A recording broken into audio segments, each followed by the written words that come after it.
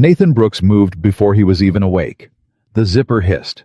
A body slid into the dark, and his hand shot out and clamped around a stranger's wrist like a steel trap. 8 years out of the army, and his reflexes still hadn't forgotten a thing. "Don't move," he growled. Then a voice, soft shaking, terrified, whispered back, "Stay calm. No one will see us." He froze, because the woman kneeling in his tent at midnight wasn't a thief. She was Victoria Hale, the billionaire CEO, who signed every paycheck in that company. And she hadn't come for what everyone would assume.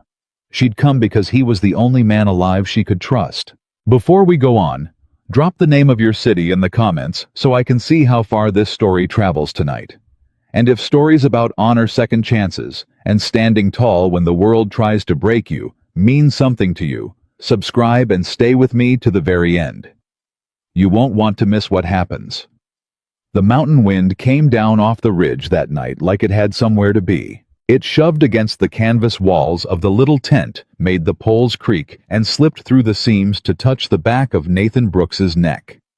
He lay on a thin cot with one arm behind his head, and his boots still on the way a man sleeps when he's spent too many years in places where you don't take your boots off. 60 yards up the slope, the luxury cabins glowed gold behind their glass. Generators hummed. Somewhere, a hot tub bubbled. The executives of Hale Dynamics slept under goose-down comforters and heated floors. Nathan slept in a surplus tent with a headlamp, a thermos, and a photograph of his son taped to the tent pole where he could see it. He wasn't bitter about it. A man could waste his whole life being bitter about where he slept. Nathan had learned that the hard way in a hospital in Germany, in a divorce lawyer's office, in the long gray mornings when Noah was still small enough to cry for a mother who wasn't coming back. Bitterness was a luxury, and Nathan Brooks couldn't afford luxuries. What he could afford was work. And there was plenty of it at a corporate retreat like this, 300 people. 40 cabins, a mess hall, and a plumbing system somebody had installed on the cheap 15 years ago. So they'd brought him up the mountain with the maintenance crew, given him a radio, and told him to keep the lights on and the water running while the important people did their trust falls and their PowerPoints. He'd worked 14 hours that day. His hands were cracked. His back ached in the old familiar place. And he was almost asleep when the zipper on his tent began to move. It moved slow. Careful. The way a person moves when they don't want to be heard. That was what woke the soldier in him. Not the sound, the intention behind it. His hand shot out and caught the wrist before his mind had finished deciding to do it. He heard a sharp intake of breath, a small cry choked off in a throat, and the whole tent went rigid, with the two of them frozen in the dark. "Don't move," Nathan said, low and flat. "Who are you? Stay calm." The whisper was ragged. "Please, no one can see us. Please let go of my arm, you're hurting me." He knew the voice. Everybody in that company knew that voice. He'd heard it from a stage that afternoon, thanking the employees for their loyalty. He let go like the wrist had turned hot. Ms. Hale. He fumbled for the headlamp and clicked it on, and there she was, blinking in the sudden white light. Victoria Hale, 30 years old, worth more money than Nathan would see in 10,000 lifetimes, kneeling on the dirt floor of a maintenance man's tent at midnight. Except she didn't look like the woman from the stage. That woman had worn a tailored blazer and a smile like a locked door. This woman was wrapped in a coat thrown over pajamas, her hair loose and wild from the wind, her eyes red-rimmed and swollen, her whole body trembling so hard he could hear her teeth. Nathan sat up fast. "Ma'am, you can't be in here." His voice dropped to a hiss. "Do you understand what this looks like? Do you have any idea what people would say? I know exactly what it looks like." She wrapped her arms around herself. "That's why I didn't turn on a flashlight. That's why I waited until the cabins went dark. I'm not stupid, Mr. Brooks." "I didn't say you were." He rubbed a hand down his face. "But if one person sees the CEO crawling out of my tent at midnight, they're not going to write a story about two people talking. And it's not your career that ends. It's mine. And I've got a boy at home who needs his father to keep his job." That reached her. He watched it land, watched the shame flicker across her face, and for a second he thought she'd get up and leave. Instead, she made a small broken sound and pressed the back of her hand to her mouth. "Then throw me out," she whispered. "Go ahead. You'd be right to. Everyone's right to. I don't have anywhere else to go, and there's not a single person on this whole mountain I can talk to, and I picked you because you're the only one who's ever looked at me like I was a person instead of a signature. So throw me out, Mr. Brooks. I'm used to it." Nathan Brooks had put a lot of things out into the cold in his life. He'd buried friends. He'd signed papers ending his marriage. He'd watched a moving truck carry away half of everything he owned. But he had never in his life been able to put a crying person out into the dark, and he wasn't going to start with one who'd run to him because she thought he was decent. He blew out a long breath. "Sit down," he said. "On the cot. Floor's freezing." He grabbed the wool blanket off the end and pushed it at her. "Wrap up in that before you shake yourself apart. And keep your voice down, for both our sakes." She stared at the blanket like she didn't understand it. Then she took it, and she sat, and she pulled it around her shoulders, and something in her face came undone. The trembling didn't stop, but it changed. It went from fear to grief, which he understood was worse. "Thank you," she said. "Don't thank me yet." He sat on the overturned crate that served as his chair and set his forearms on his knees. "You came to a stranger's tent at midnight, crying like the world's ending. That doesn't happen over a bad day at work. So you're going to tell me what happened, and then we're going to figure out how to get you back to your cabin before sunrise without ending 3 careers including mine. Deal?" For a moment, she just looked at him. Then incredibly, a small wet laugh escaped her. "Deal," she said. "You know you're the first person who's given me an order in about 6 years?" "Yeah, well..." He almost smiled. "I used to do it professionally." She wiped her eyes with the heel of her hand. "The Army. Combat engineer, 11 years. Built bridges, cleared roads, blew up the ones we didn't want anybody using." He shrugged. "Now I fix toilets for rich people on mountains. Life's a funny thing." "You say that like you're ashamed of it." "I'm not ashamed of a day of it." The answer came out harder than he meant it to. "I've built things with these hands that held 10,000 pounds. I've kept water running in places where running water kept people alive. There's no shame in useful work, Ms. Hale. 90% of the people in those cabins couldn't survive a week doing what I do. So no, I'm not ashamed.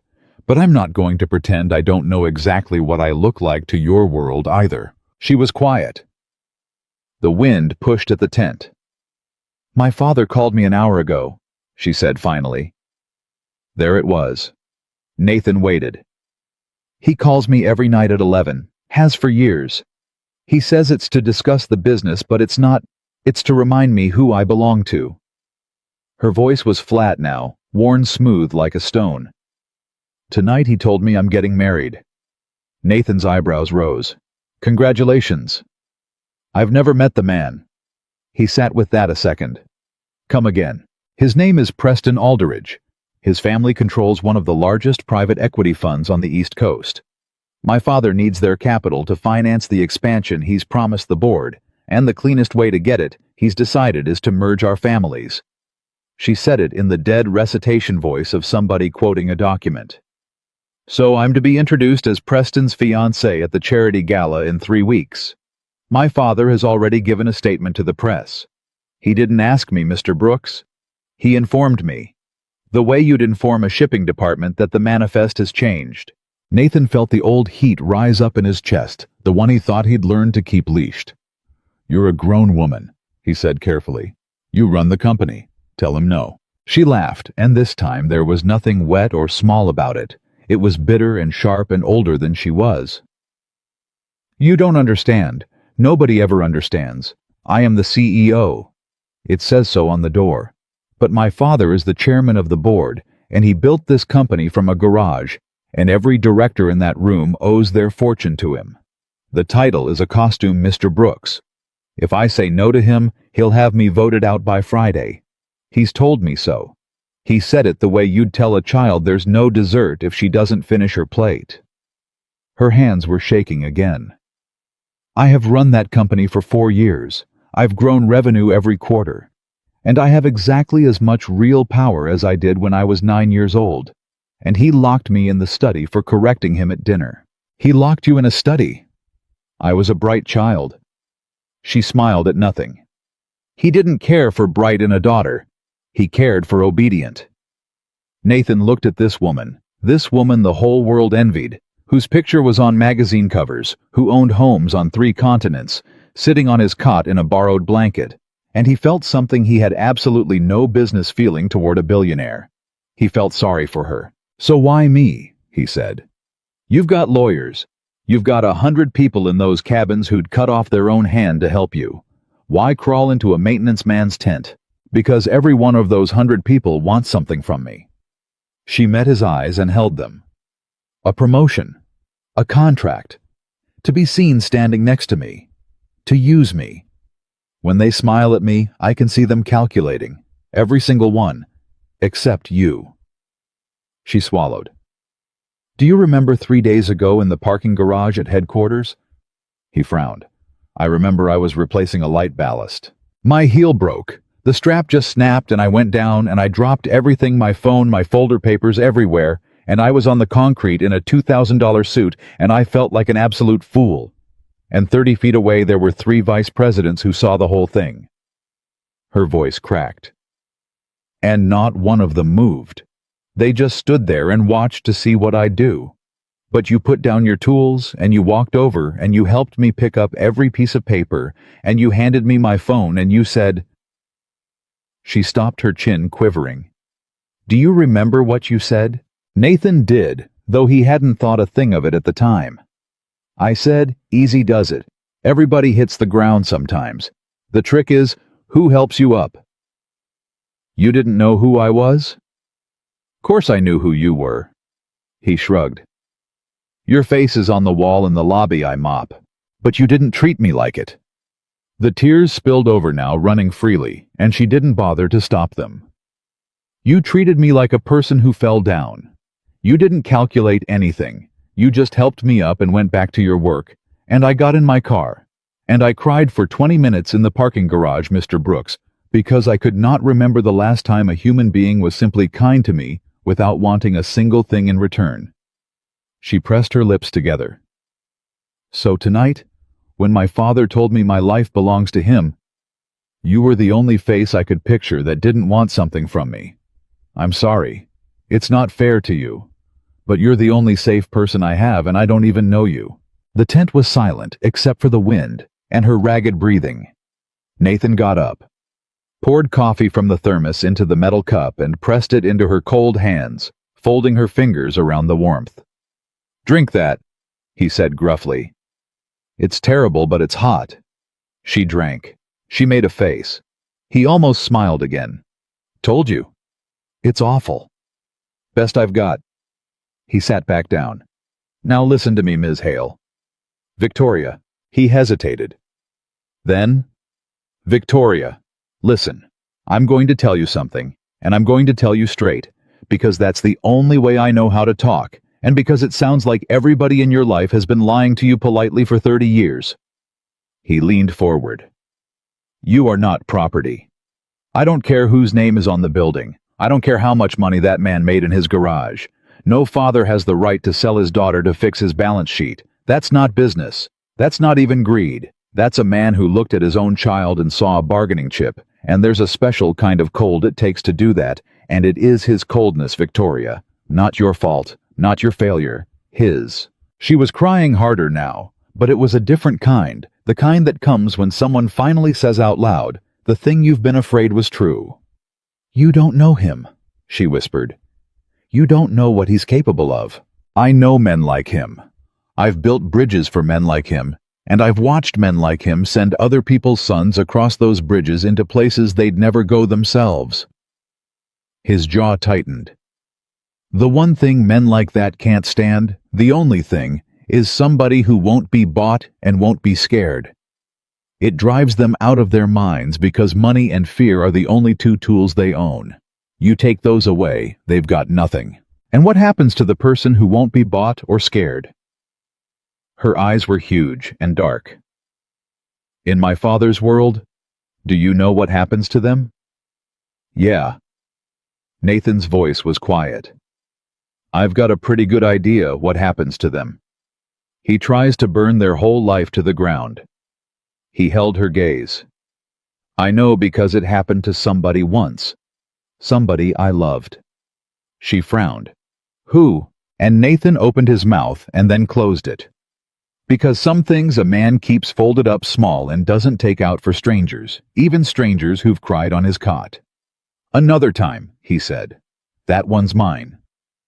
She didn't push. He respected her for that. Instead, she looked around the little tent at the crate, the thermos, the tools lined up neat against the wall, the way a soldier lines things up, and her eyes stopped on the photograph taped to the pole. A boy, maybe 7, gap-toothed, holding up a lopsided birdhouse and grinning like he'd built the Eiffel Tower. Is that him? She asked. Your son. Every hard edge in Nathan's face went soft at once. That's Noah. He's beautiful. He's a menace. But he said it the way a man says the best word he knows. 8 years old going on 40. Asks 1,000 questions a day and every one of them's a good one. Built that birdhouse himself mostly.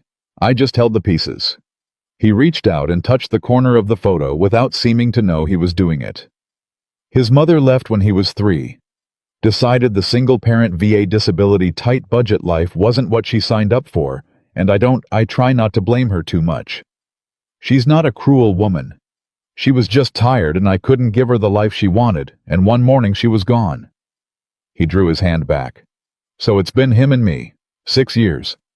Just the two of us against the world, and honestly, Victoria, I wouldn't trade it. Not for those cabins. Not for any of it. Victoria watched him with an expression he couldn't read. You love being his father, she said. It's the first thing about you that isn't guarded. The second you said his name, all your armor came off. Being his father is the only thing I've ever done that I know I got right. Nathan's throat worked. I'll tell you what I told him last week. He came home from school upset. Some kid told him his dad's a janitor, said it like it was dirty. And Noah asked me, Dad is fixing things a bad job. Nathan's voice roughened. And I got down on my knee and I said, son, listen to me. Fixing things is my job, but it is not my career. My career is you. My career is raising a good man. Everything else I do so I can afford to have that career. And there is no better career in the world. And you know what he did? What? He hugged me so hard he knocked me over. Nathan laughed quiet and wet. 8 years old and he knocked a 190-pound man flat on the kitchen floor, and we just lay there laughing. He shook his head. That Victoria, that's rich. Everything else is just paying rent. For a long moment, Victoria Hale, worth $2 billion, said nothing at all. And when she finally spoke, her voice was so small, it nearly disappeared into the wind. Nobody ever said anything like that to me, she said. My whole life. Nobody ever told me I was somebody's career. Nobody ever knelt down and told me I mattered more than the money. She wiped her face. I would have God, Mr. Brooks. I would have given every dollar I have to be that little boy on that kitchen floor. And Nathan Brooks understood all at once that the woman crying in his tent was the poorest person he had ever met. He didn't say that. Instead, he said, you still can be, you know. What? Somebody's career. Somebody who's loved for nothing but being alive. He shrugged. You're 30 years old. That's not a life sentence. That's halftime. Plenty of game left. She laughed despite herself, and this time it was almost real. You're comparing my future to a football game. Best metaphor I've got. I'm a simple man. He glanced at his watch, and his tone shifted, went practical. It's almost 2. You need to get back before the early crew starts moving. Sun's up around 5:30, and the cabins stir before that. He stood. But before you go, I'm going to give you one piece of advice, and you can take it or leave it, and after tonight, you never have to talk to me again if it protects you. All right? She stood too, the blanket still around her shoulders. All right. Don't fight your father where he's strong. Nathan's eyes were steady. He's got money lawyers, a boardroom full of men who owe him. You go at him there, you'll lose every time. Men like that build fortresses and dare you to attack the walls. He tapped the side of his head. So you don't attack the walls. You find the crack. Everybody like that has a crack, something they did to get where they are that they've spent their whole life hoping nobody digs up, something they're afraid of. You don't beat a man like that with more money. You beat him with the truth. Because the truth's the one thing his money can't buy back once it's out. Victoria had gone very still. You sound like you've thought about this a great deal, she said slowly. Told you. Happened to somebody I loved once. Nathan reached past her and unzipped the tent flap, and the cold poured in. Somebody good. Somebody who wouldn't be bought and wouldn't be scared. And a man with money burned his whole life down over it, and got away clean and died a rich man in a big house. His voice was very level. So yeah, I've thought about it. I've thought about it my whole life. She looked up at him, and he could see the questions crowding behind her eyes, but she held them back. Who was it? She asked anyway gently. You don't have to tell me. But who? Nathan looked out at the dark mountain for a long moment. My father, he said finally. It was my father, Victoria. A good man named Daniel Brooks who built a business with his own two hands and lost every single thing he had to a bigger man who wanted what he'd built. It took the fight out of him. Took 10 years off his life. He died in a rented room, and I was 19 years old and holding his hand, and he made me promise I'd never let money turn me into a coward.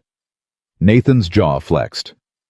So that's why I helped you up in that parking garage, and that's why I gave you my blanket tonight instead of throwing you out. Because my father raised me to help the person on the ground no matter who they are. Even, he added with the ghost of a smile, when they own the mountain. Victoria's eyes had filled again, but she was smiling through it, and something had changed in her face, a straightening of firmness like a spine, remembering it was made of steel. He'd be proud of you, she said. Your father. I think he'd be very proud. Maybe. Nathan cleared his throat, uncomfortable now with how much he'd said. Anyway, go. Keep to the tree line, stay off the gravel, it's loud. And Victoria, she paused at the flap. Whatever you decide about that man, that gala, all of it, you decide it. You. Not him. That's the whole thing. That's the only thing. The day you stop letting him hold the pen is the day you get your life back. She stood there half in, half out of the tent, the wind pulling at her hair, the whole vast, dark mountain behind her. Can I ask you something? She said. Shoot. If I need to talk again, not like this, not sneaking, but if I need advice, from someone who wants nothing from me. She swallowed. Would you let me? Every ounce of self-preservation Nathan owned told him to say no. A maintenance man and a billionaire CEO trading secrets was a fuse burning towards something that could take his job, his reputation, his standing in a custody arrangement that hung by a thread. He should say no. Any smart man would say no. Yeah, he heard himself say. Yeah, all right, you can talk to me. Her whole face broke open with relief, and she nodded fast, and then she was gone into the dark. A shape moving low along the tree line, the way he'd told her, careful and quiet. Nathan Brooks stood at the flap of his tent and watched until he couldn't see her anymore. Then he zipped it shut, sat down on the cot, and looked at the photograph of his son taped to the pole. Well, buddy, he murmured, your old man just did something real dumb. He turned off the headlamp and lay back in the dark. But he didn't sleep. He lay there listening to the wind and thinking about a good man named Daniel Brooks and a study with a lock on the door and a 30-year-old woman who had everything money could buy and nothing money couldn't. And about the strange, dangerous, undeniable fact that for the first time in years, someone had come to Nathan Brooks not because he was useful, but because he was good. His father had died to keep that word. Nathan wasn't about to spend it cheap. Up the slope, a light came on in one of the cabins, a single window glowing gold against the black. Nathan watched it for a while. He didn't know whose it was. He didn't know that behind that glass, Victoria Hale had just picked up a legal pad and for the first time in her life begun to write down not what her father wanted, but what she wanted. He didn't know that a phone was ringing in a mansion 2 states away, and that Charles Hale, unable to sleep, was already sensing the way predators sense weather, that something in his daughter had shifted. Nathan didn't know any of that yet. All he knew was that the wind had died down and the mountain had gone quiet, and somewhere in the dark, a promise he'd made to a dying man 19 years ago had just come due, and he had without quite meaning to said yes. He closed his eyes. "Night, Dad," he whispered to no one. And far off so faint, he might have imagined it, the last light in the cabins went out. The morning after the tent, Nathan told himself the whole thing was over. He'd said his piece, given his blanket back its dignity, and sent a crying woman off into the dark, and that was that. A man did a kind thing in the middle of the night, and then he went back to fixing water heaters, because water heaters didn't care who your father was. He carried that certainty around for exactly 9 days. On the 10th day, a company car came for him. He was under the sink in the 3rd-floor break room at Hale Dynamics headquarters, flat on his back, with a wrench in his teeth, when a pair of polished loafers appeared beside his boots, and a nervous voice said, "Mr. Brooks? Nathan Brooks?" Nathan slid out from under the cabinet. A young man in a suit that cost more than Nathan's truck was standing there holding a tablet like a shield. "That's me. Ms. Hale would like to see you, in her office." Nathan wiped his hands on the rag hanging from his belt and stood slow, feeling every joint. "There a leak up there?" The young man blinked. "I know, I don't think so." "Then why does she want me?" "I wasn't told, sir. I was just told to bring you." The young man swallowed. "Right away, actually." Nathan looked down at himself. The gray coveralls, the grease under his nails, the name patch that just said Brooks in red thread. He thought about all the eyes on the 43rd floor. He thought about the smart thing, which was to find a reason not to go. And then he thought about a legal pad he'd never seen and a promise he'd already made, and he set his wrench down in his toolbox. "Give me 2 minutes to wash up," he said. The elevator ride to 43 was the longest of his life. He watched the numbers climb and felt his stomach climb with them. When the doors opened, the whole floor went quiet. Not silent, but that particular hush of a dozen people pretending not to stare, while staring with everything they had. A maintenance man in coveralls walking across the marble toward the CEO's corner office was not a thing that happened. Nathan kept his eyes forward and his back straight, and walked like he had somewhere to be, because that was the only way he knew to walk into a room where he didn't belong. Her assistant, a severe woman named Ms. Okafor, looked him up and down over her glasses. "You're the maintenance contractor?" "Yes, ma'am." "She's expecting you." A pause, thin with disapproval. "For 11 minutes. She has the Kellerman call at 10:30. The office was all glass and light, and a view that made Nathan's ears want to pop. Victoria stood at the window with her back to the door, and when it clicked shut behind him, she turned, and for a second, she was just the woman from the tent again. She smiled, real and quick and grateful, before the CEO mask slid back down out of habit. "Mr. Brooks, thank you for coming. Ms. Hale," he stayed near the door. "Your assistant tells me I've got 11 minutes and a phone call breathing down both our necks, so I'll be honest, what am I doing up here? Because down on the floor a maintenance man getting summoned to the CEO's office is the kind of thing people talk about for a month." Her smile faltered. "I know. You're right. I didn't think." She pressed her fingers to her temple. "I've spent my whole life in rooms where I could just call for whoever I wanted, and I forgot that for you, it's not that simple. I'm sorry." "It's all right." His tone gentled. "Just tell me why I'm here." "Because I did what you said." She crossed to her desk and picked up something, the legal pad, its top pages covered in her tight-driven handwriting.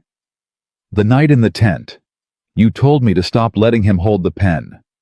So I started writing down what I want. Not what he wants. What I want. And I've filled 11 pages. Mr. Brooks and I got to the end of them last night, and I realized I don't have anyone to show them to." She looked up, and the mask was gone again. "Every advisor I have was hired by my father, or wants my father's approval. Every friend I have is really a business contact. And the only person in the world I trust to read this and tell me the truth is a man I met for 2 hours in a tent." She held it out. "It's ridiculous. I know it's ridiculous. But will you read it?" Nathan didn't take it. Not yet. Victoria. He said her name low so it wouldn't carry. "I'll read anything you want. But I need you to hear me first because I've been thinking about this for 9 days." He stepped closer. "You and me, a maintenance man, and the CEO, meeting in offices, meeting in tents. This is a fire, and we're both standing in the dry grass. It doesn't matter that nothing's happening. It matters what it looks like. And when it goes wrong, and these things always go wrong, it's not going to burn you. You'll be fine. You'll always be fine. You've got the whole building. It's going to burn me, my job, my name, and I've got a custody situation at home that a whisper could tip over." He held her eyes. "So before I read one word, I need you to understand what you're asking of me. You're asking me to risk everything I've got for a woman who's got everything, and I need to know you understand that." The color left her face. She set the pad down slowly. "I didn't," she admitted. "God, I didn't even. You're right. Again. I keep only seeing my own drowning, and I forget everyone around me can drown too." She sat down heavily in her chair. "You should go. This was selfish. My father says I'm exactly like him, and every time he says it, I want to scream, and then I do something like this, and I think maybe he's right. Hey!" Nathan came around the desk without thinking about the glass walls or the watching floor, and he crouched down beside her chair, so they were eye to eye. "Look at me. You are nothing like him. You know how I know, because a man like your father would never in 100 years worry that he'd hurt the maintenance guy. That thought would never once cross his mind. And it just crossed yours so hard it knocked you into that chair." He picked up the legal pad from the desk. "Give me the pages. I'll read them at home tonight where nobody's watching, and I'll bring you the truth on them. But we do this careful. My rules. Not in this office. Not in tents. There's a diner off Route 9, the Bluebell. Nobody from your world's ever set foot in it. If you need to talk, you come there alone, and you dress like a normal person for once in your life. Can you do normal?" A watery laugh escaped her. "I have no idea. I've never tried." "Well, halftime, remember, plenty of game left to learn." He straightened up and tucked the pad under his arm. "Now I've got about 4 minutes before Ms. Okafor comes in here with a spear, so I'm going to go fix the sink on the 3rd floor, and you're going to take your Kellerman call and be a CEO. And tomorrow night, 7 o'clock, Bluebell. Order the meatloaf. Trust me." Victoria stood, and something in her had steadied the way it had at the tent flap. "Thank you, Nathan." "Don't thank me yet." He was already moving toward the door. "You haven't tasted the meatloaf." The Bluebell Diner had been serving the same meatloaf since 1974, and Victoria Hale in jeans she'd bought that afternoon in a panic and a baseball cap that made her look like a college kid ate 2 full plates of it and cried a little into her mashed potatoes because she said it was the first meal in 6 years nobody had photographed. Nathan sat across from her in a cracked vinyl booth and told her the truth about her 11 pages. "Most of it's good," he said, tapping the legal pad. "You want to expand into clean water infrastructure instead of the defense contracts your father chases. You want to open the profit sharing to the hourly workers, not just the executives. You want to move headquarters somewhere cheaper and put the savings into the people. Victoria, this isn't a wish list. This is a business plan, and it's a smarter one than the man who locked you in a study ever wrote." She flushed with a pleasure so raw it was almost painful to watch. "You think so? I know so. I've spent my life around people who build things versus people who take things. Your father's a taker. This," he tapped the pad again, "this is a builder's plan. This is my father's kind of plan." He softened. "But here's the truth part you don't want to hear. You can't do a single line of it as long as he controls the board. Every one of these ideas dies the second you propose it because he'll vote it down to remind you who's in charge. You know that." The pleasure drained out of her. "I know." "So the plan behind the plan has to come first." Nathan leaned in and lowered his voice, even though the only other customer was a trucker asleep over his coffee. "You have to get control of that board. Legally, cleanly, permanently. Before you can build anything, you have to take the pen away from him for good. And I don't know how you do that, Victoria, because that's your world, and I fix toilets. But I know it has to be first." She was quiet a long moment, turning her water glass in a slow circle. "There might be a way," she said finally. "I've never let myself think about it seriously because thinking about it felt like treason. But there's a provision in the corporate charter. From the very beginning, when he set the company up, if the chairman is ever found to have committed fraud or serious misconduct in the founding or operation of the company, the board can remove him by simple majority, and his shares convert to non-voting." She looked up. He wrote it himself, to protect the company from a bad chairman. He never once imagined the bad chairman would be him. Nathan felt the hair on his arms stand up. "And has he committed fraud in the founding of the company?" "I don't know." She said it slowly. "But Nathan, the way this company started. When I was a girl, there were things my mother wouldn't talk about. A partner in the early days who disappeared from every photograph, every story. A lawsuit that got settled and sealed. My father built Hale Dynamics from a garage. That's the legend. That's what the magazines say. But every time I got close to the real beginning, a door closed. He made doors close." She met his eyes. "You told me every man like him has a crack. Something he did to get where he is that he prays nobody digs up. I've spent my whole life not digging because I was afraid of what I'd find. But maybe it's time I found it. Where would it be? The founding records, the originals, not the sanitized versions. They'd be in the corporate archive, the physical vault in the sub-basement at headquarters. Decades of files nobody's touched. If there's anything, it's down there." She wrapped both hands around her coffee. "But that vault requires chairman-level authorization to open. I can't get in without him knowing. And the second he knows I want in, he'll know why." Nathan sat back in the booth and looked at this woman. And he understood that he was standing at the edge of something much bigger than a kind word in a parking garage, much bigger than a blanket in a tent. He could feel the ground tilting under him. He thought of Noah home with the sitter. He thought of his job. He thought of a promise to a dying man. He thought of a good man named Daniel Brooks who'd lost everything to a taker and made his sons swear never to be a coward. "Then we don't tell him you want in," Nathan said. "We find another way in." Victoria's eyebrows lifted. "Nathan, this is my fight. I can't ask you to." "Can't. You didn't ask." He drained his coffee. I offered because I've been listening to you for 2 dinners now, and everything you're describing, a man who builds a fortune and buries the bodies in a sealed vault. I've heard that story before, Victoria. My whole life I've heard it, and I never got to do a damn thing about it." His jaw set. "So maybe this time I do." They should have been more careful. For 3 weeks they weren't careful enough, and that was the thing that nearly ruined it all. Though later they'd both agree that some things you can't do carefully, or you don't do them at all.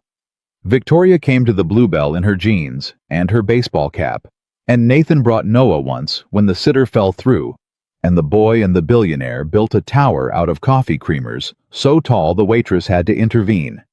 And Victoria laughed so hard and so freely that a piece of the woman from the magazine covers cracked off and fell away forever. She started to look when she smiled like a person instead of a portrait. But the 43rd floor had eyes, and the eyes had noticed. They noticed that the CEO, who'd never once left the office before 8, now sometimes left at 6. They noticed she took no calls on certain nights. They noticed because someone whose whole job was noticing had been told to notice that a company car had once brought a maintenance contractor up to her office, and that the maintenance contractor's name was Nathan Brooks, and that Nathan Brooks had a son and an ex-wife and a fragile custody arrangement, and that all of this could be found out by a man with enough money to pay for the finding. The man's name was Gerald Voss. He was Charles Hale's fixer, and he had been fixing things for Charles Hale for 22 years, and he called the old man on a Tuesday night. "She's got a friend," Voss said. "The kind of friend a woman doesn't tell her father about." On the other end of the line in a study, 2 states away, Charles Hale set down his brandy. "Go on." Nathan didn't know about Voss. He didn't know about the phone call. He knew only that on a Thursday night, 3 days before the gala, Victoria came to the Bluebell, white as a sheet, slid into the booth and said, "He knows there's someone, my father. He didn't say your name, but he knows. He called tonight and he said, 'I hear my daughter's been keeping low company. I'd hate for low company to have an accident.'" Nathan went very still. "Those words," he said. "Have an accident." He said that. He says things like that. He never means them literally. It's how he controls people. He says the frightening thing and lets your imagination do the rest. But her hands were shaking around the coffee again, the way they'd shaken in the tent. "Nathan, I think you should stop. I think we should stop. I've dragged you into the path of a man who ruins people for sport, and I couldn't live with it if because of me you lost Noah, or your job, or—" "Victoria." Nathan reached across the table and took her shaking hands in both of his and held them still, and it was the first time he'd ever touched her that wasn't handing her a blanket or a cup of coffee, and they both felt it, and neither of them acknowledged it. "Look at me. Are you telling me to stop because you want to stop? Or because you're scared for me?" "Because I'm scared for you," she whispered. "God help me, I don't want to stop. For the first time in my life, I'm doing something that's mine with someone who sees me. I don't want to stop, but I'd rather lose that than watch him hurt you. Then listen to me, because my father taught me this, and I've never forgotten it." Nathan's voice was low and steady, and utterly without fear. "A bully's whole power is that you'll fold to protect the people you love. That's the lever. That's the only lever he's got. And the second you fold, he owns you forever, and he'll use the same lever again and again until there's nothing left of you." He tightened his grip on her hands. "My father folded. He folded to protect me and my mother. He gave up his fight to keep us safe. And you know what it got us. It got us nothing. The man ruined him anyway. Because that's what takers do. They take the fold, and then they take everything else. Folding doesn't save the people you love, Victoria. It just teaches the bully that fear works." He let her hands go. "So no, we don't stop. We get careful, much more careful starting right now because I've got Noah to think about. But we don't stop. We finish it.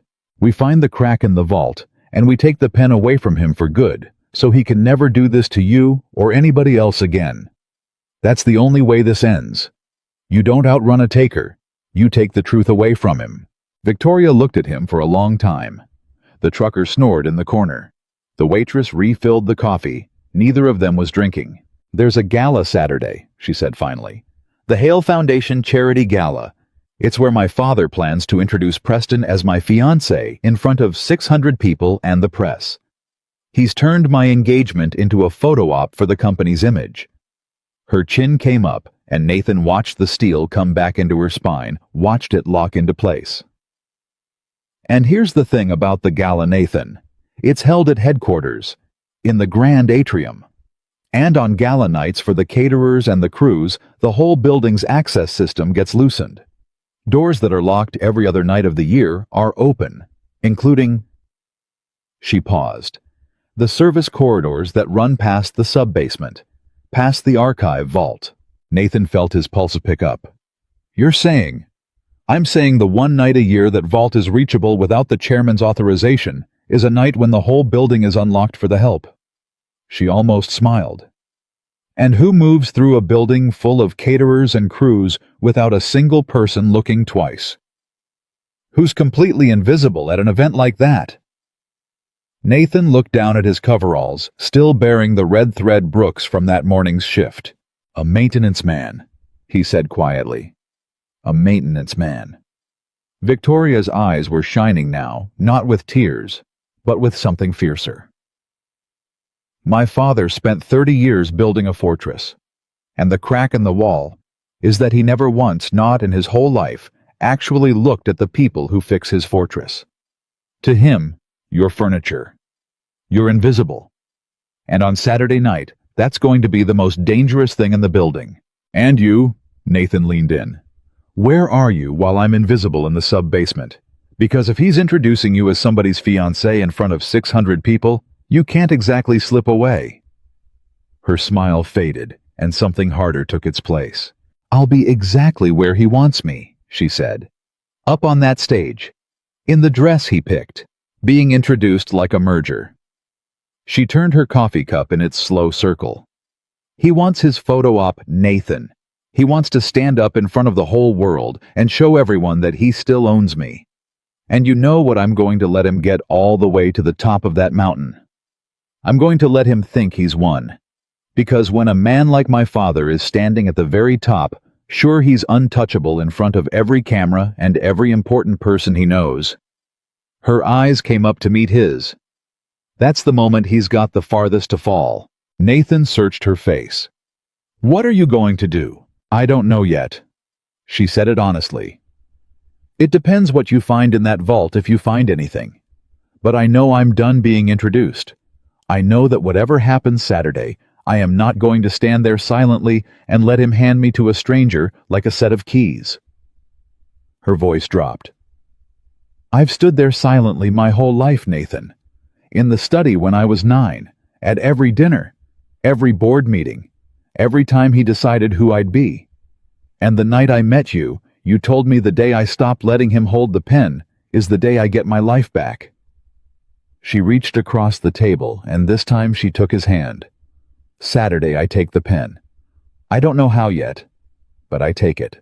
For a moment they just sat there, hands joined over the cracked formica, a maintenance man and a CEO, two people the world would never have put in the same room, bound together by a dead father and a living one, and a vault full of buried truth. Then Nathan said, "All right. But we do it my way because I've run operations before, and you've run boardrooms, and these are not the same thing." He pulled a napkin over and dug a pen out of his coveralls. "First rule. From this second on, we assume your father's watching everything. Your phone, your email, your car, everything. So we don't plan on any of it. We plan right here, right now, on this napkin, and then I burn the napkin. Understood?" Understood. She watched him start to sketch. "You really did do this professionally." 11 years. He didn't look up. Second rule. Saturday night you and I do not speak. Not once. Not a glance. If he's got a fixer, and a man like that always has a fixer, then that fixer's job Saturday is going to be watching you, and the fastest way to burn me is for your eyes to find me across that room. So you don't look for me. You forget I exist. You give the performance of your life up on that stage, and you trust that I'm downstairs doing my job." He met her eyes. "Can you do that? Can you stand up there, getting handed off to a stranger, and not once look for the one friend you've got in the building?" Her jaw tightened. "Yes." "You sure? Because it's going to be the loneliest hour of your life." "Nathan." A sad smile touched her mouth. "Every hour of my life has been the loneliest hour of my life. I've had 30 years of practice at standing somewhere terrible and not letting my face show it." She squeezed his hand once and let it go. "I can give my father one more performance. It'll be the last one. I promise you that." They finished planning on the napkin. The service entrance Nathan would use. The uniform, which he already had. The timing keyed to the moment the speeches began, and every eye in the building, including the fixers, would be locked on the stage. Which corridor, which stairwell, which door? Victoria drew the sub-basement layout from memory, her hand sure and quick, and Nathan realized she'd been down there before as a child, exploring the parts of her father's kingdom she wasn't supposed to see. "There's one thing I couldn't draw," she said when they were done. "The vault itself. I've never been inside. It needs a code and I don't have it, and the code changes, and only my father and the corporate secretary—" She stopped. Her face changed. "What?" Nathan said. "My mother?" Victoria's voice had gone strange and soft. "Before she died when I was 17, she wasn't herself, at the end the medication. She said a lot of things that didn't make sense, but there was one thing she said over and over, and I always thought it was just the sickness talking. She'd grab my hand and she'd say, 'The truth is where we were happy. Behind the day we were happy. and I never knew what it meant. Victoria's eyes were wide. But my parents' anniversary, the day they married. It's the one day my mother ever talked about being happy before the company before he changed. What if she wasn't confused? What if she was trying to give me the code to the vault? The truth is behind the day we were happy. Nathan felt the whole thing click together like a mechanism, like a bridge locking into load. Your mother knew, he said slowly. Whatever's down there. Your mother knew what her husband did, and she couldn't stop him, and she couldn't say it out loud, so she hid the key inside the one memory she trusted you to keep. She left you away in Victoria, 20 years ago. She left it right there in your hands and waited for you to be ready. Victoria pressed both hands to her mouth, and her eyes filled, and for a moment she couldn't speak at all. She used to say I'd need it someday, she finally whispered. You'll need this someday, my darling, and I won't be here. I thought it was the illness. I thought all this time my mother died confused and afraid. A tear slid down. But she wasn't confused. She was fighting. She was fighting him the only way a woman like her could from her deathbed with a riddle, and she trusted me to solve it. Victoria wiped her face, and something enormous and unbreakable came into it. Saturday. I'll get you the exact date. And Nathan, if that code works, if it opens, then it means my mother's been waiting 20 years for me to finish what she started. And I am not going to let her down. Nathan reached across and took both her hands one last time. No, he said quietly. We're not. He picked up the napkin, folded it, and tucked it into his coveralls to burn it home. Then he laid a 20 on the table for the meatloaf that neither of them had really eaten. And they walked out into the parking lot separately, 3 minutes apart, the way they'd agreed. Careful, now, careful the way they should have been all along. That was Thursday. On Friday, the day before the gala, Charles Hale's fixer knocked on the door of a small apartment across town, and a tired woman answered, and Gerald Voss smiled and said, Ms. Brooks, Nathan Brooks's ex-wife, I represent some people who'd like to talk to you about your son, and about how much better his life could be. And he held up a check, and the woman looked at it, and the number on it was more than Nathan made in 3 years. Nathan didn't know about that yet either. He was home that Friday night, tucking Noah in, reading him the same dinosaur book for the 400th time, when the boy grabbed his hand the way he did when a big question was coming. Dad, is something happening? Nathan set the book down. What do you mean, Bud? You've been different. Kind of. Like when you're building something and you haven't figured out the tricky part yet. Noah looked up at him with those serious 8-year-old eyes. Are you building something? And Nathan Brooks, who had promised himself he'd never lie to his son, sat there on the edge of the little bed and thought about a woman on a stage, and a vault in a basement, and a dead mother's riddle, and a rich man's threat, and everything that was coming tomorrow. Everything he'd risked, everything he could lose this boy, first of all. Yeah, he said quietly. Yeah, buddy. I'm building something. Is it hard? It's the hardest thing I've ever built. Noah considered this with great gravity. Is it for a good reason? Nathan brushed the hair back from his son's forehead. You remember what I told you about the trick when somebody's on the ground. The trick is who helps them up. That's right. Nathan's throat was tight. Somebody's on the ground, Noah. Somebody who's been on the ground her whole life, and nobody ever helped her up. And I've got a chance to help her up. And it's going to be hard, and it might get scary, but I made a promise to your grandpa a long time ago that I'd always help the person on the ground no matter who they are. He kissed the boy's forehead. So yeah, it's for a good reason. It's for the best reason there is. Noah nodded, slowly satisfied. Then he said, Grandpa would be proud of you. Nathan had to look away for a second out the dark window before he could trust his voice. Somebody told me that recently, he said. I sure hope she's right. He turned off the lamp and sat in the dark by his sleeping son for a long time. And somewhere across town, a check was changing hands, and 2 states away. An old man in a study was laying out a gray suit for a gala, rehearsing a speech about family and legacy and the future of Hale Dynamics, certain, utterly arrogantly certain, that tomorrow night would go exactly the way he had planned every night of his daughter's life to go. He had no idea that the maintenance man he'd never bothered to look at was about to walk into his fortress. He had no idea that his dead wife had left a key in his living daughter's hands. And he had no idea, as he smoothed the lapels of his gray suit and admired himself in the mirror of a house built on a buried truth, that the ground he'd stood on so surely for 30 years had already quietly begun to crack. Saturday came the way a storm comes slow on the horizon, and then, all at once. Nathan spent the morning being a father because that was the anchor that kept the rest of him from spinning off into fear. He made Noah pancakes shaped like nothing in particular. He walked him 3 blocks to the sitters, a kind grandmother named Rosa, who'd been watching Noah since he was 4, and he crouched down on Rosa's porch and held his son's shoulders a beat longer than usual. "You be good for Rosa tonight," he said. "I might be late, real late, but I'll be here in the morning to make you the ugly pancakes. Deal?" "Deal." Noah studied his face with that unnerving 8-year-old radar. "You're doing the hard thing today, aren't you?" "Yeah, buddy. Today's the day." Noah threw his arms around Nathan's neck and squeezed, and Nathan closed his eyes and held on, and for one selfish second he thought about calling the whole thing off. Walking away, keeping his head down, keeping this boy, this small, warm, certain thing safe and close and his.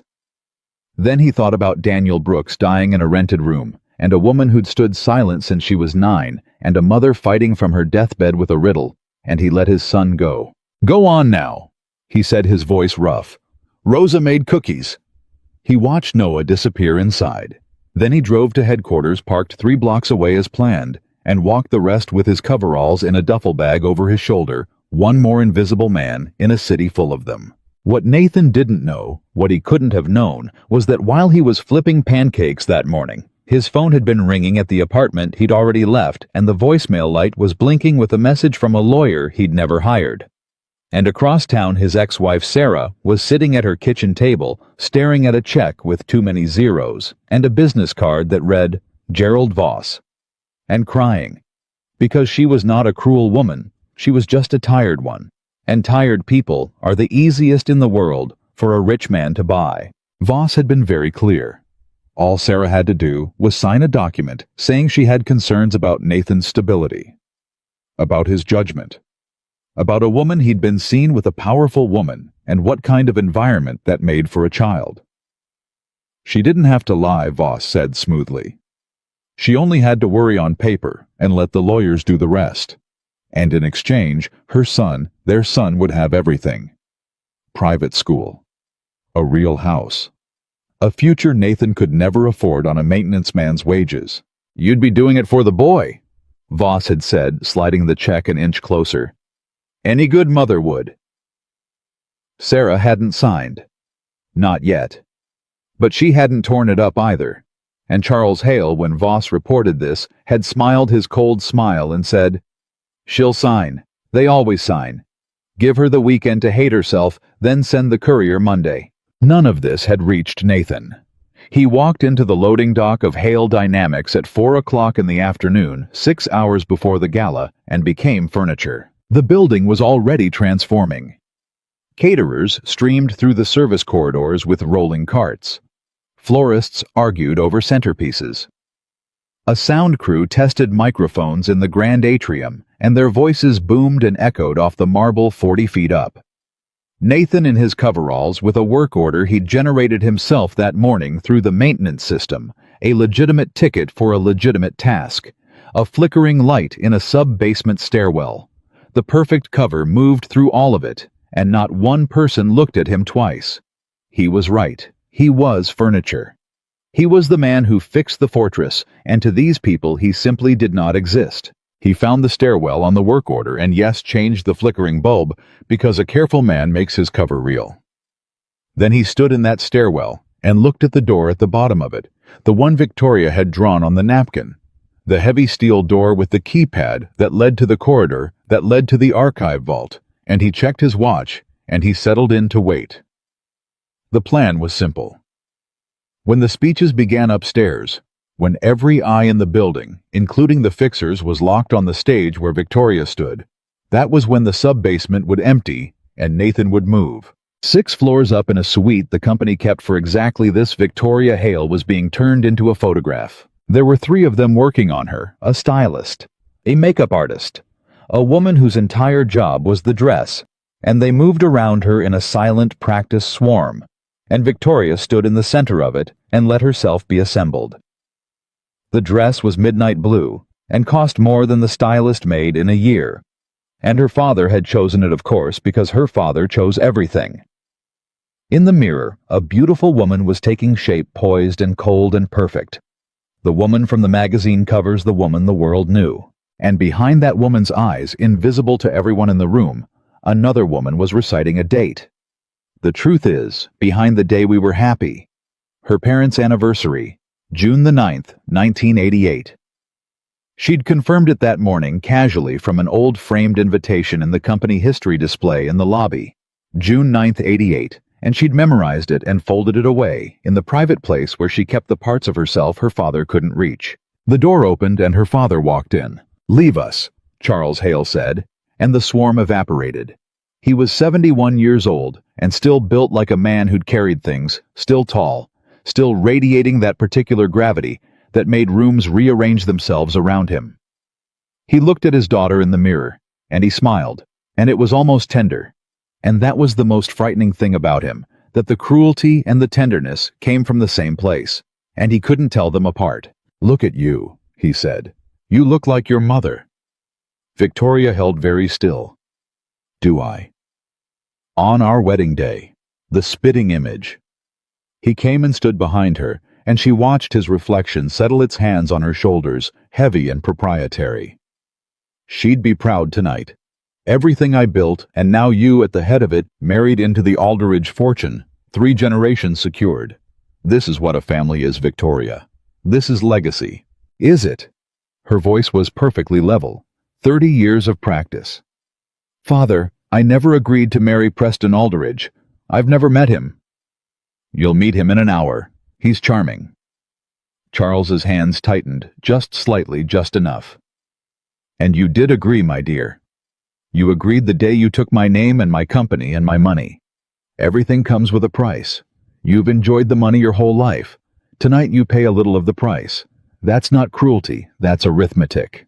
In the mirror, Victoria looked at her father's face, and she thought about a maintenance man kneeling on a dirt floor telling her, "You are not property."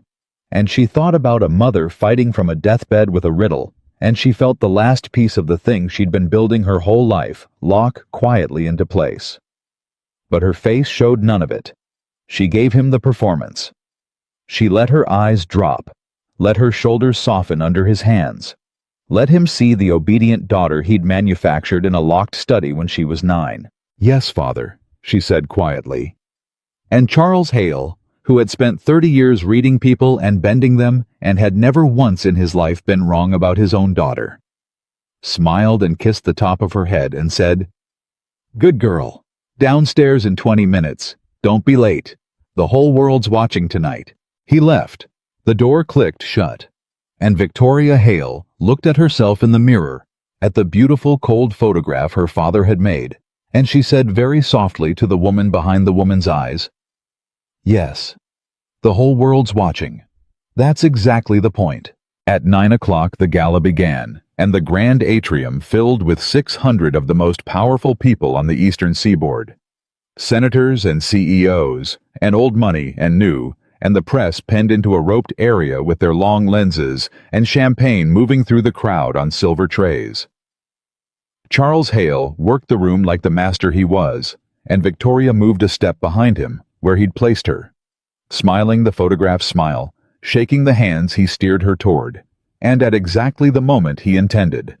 A young man appeared at her side, Preston Aldridge, handsome and hollow, who looked at Victoria the way a man looks at a car he's about to be handed the keys to. "Ms. Hale," he said, "I've heard so much." "Have you?" said Victoria, and smiled, and somewhere 6 floors below her, a maintenance man checked his watch in a dark stairwell. At 9:40, the lights in the atrium dimmed, and a spotlight found the stage, and Charles Hale climbed the 3 steps to the podium to the sound of 600 people applauding. And every eye in the building turned to him, including at a discreet distance near the back wall, the flat, watchful eyes of Gerald Voss, whose job tonight was to watch the daughter, and had therefore, as Nathan had predicted, stopped watching everything else. That was the moment.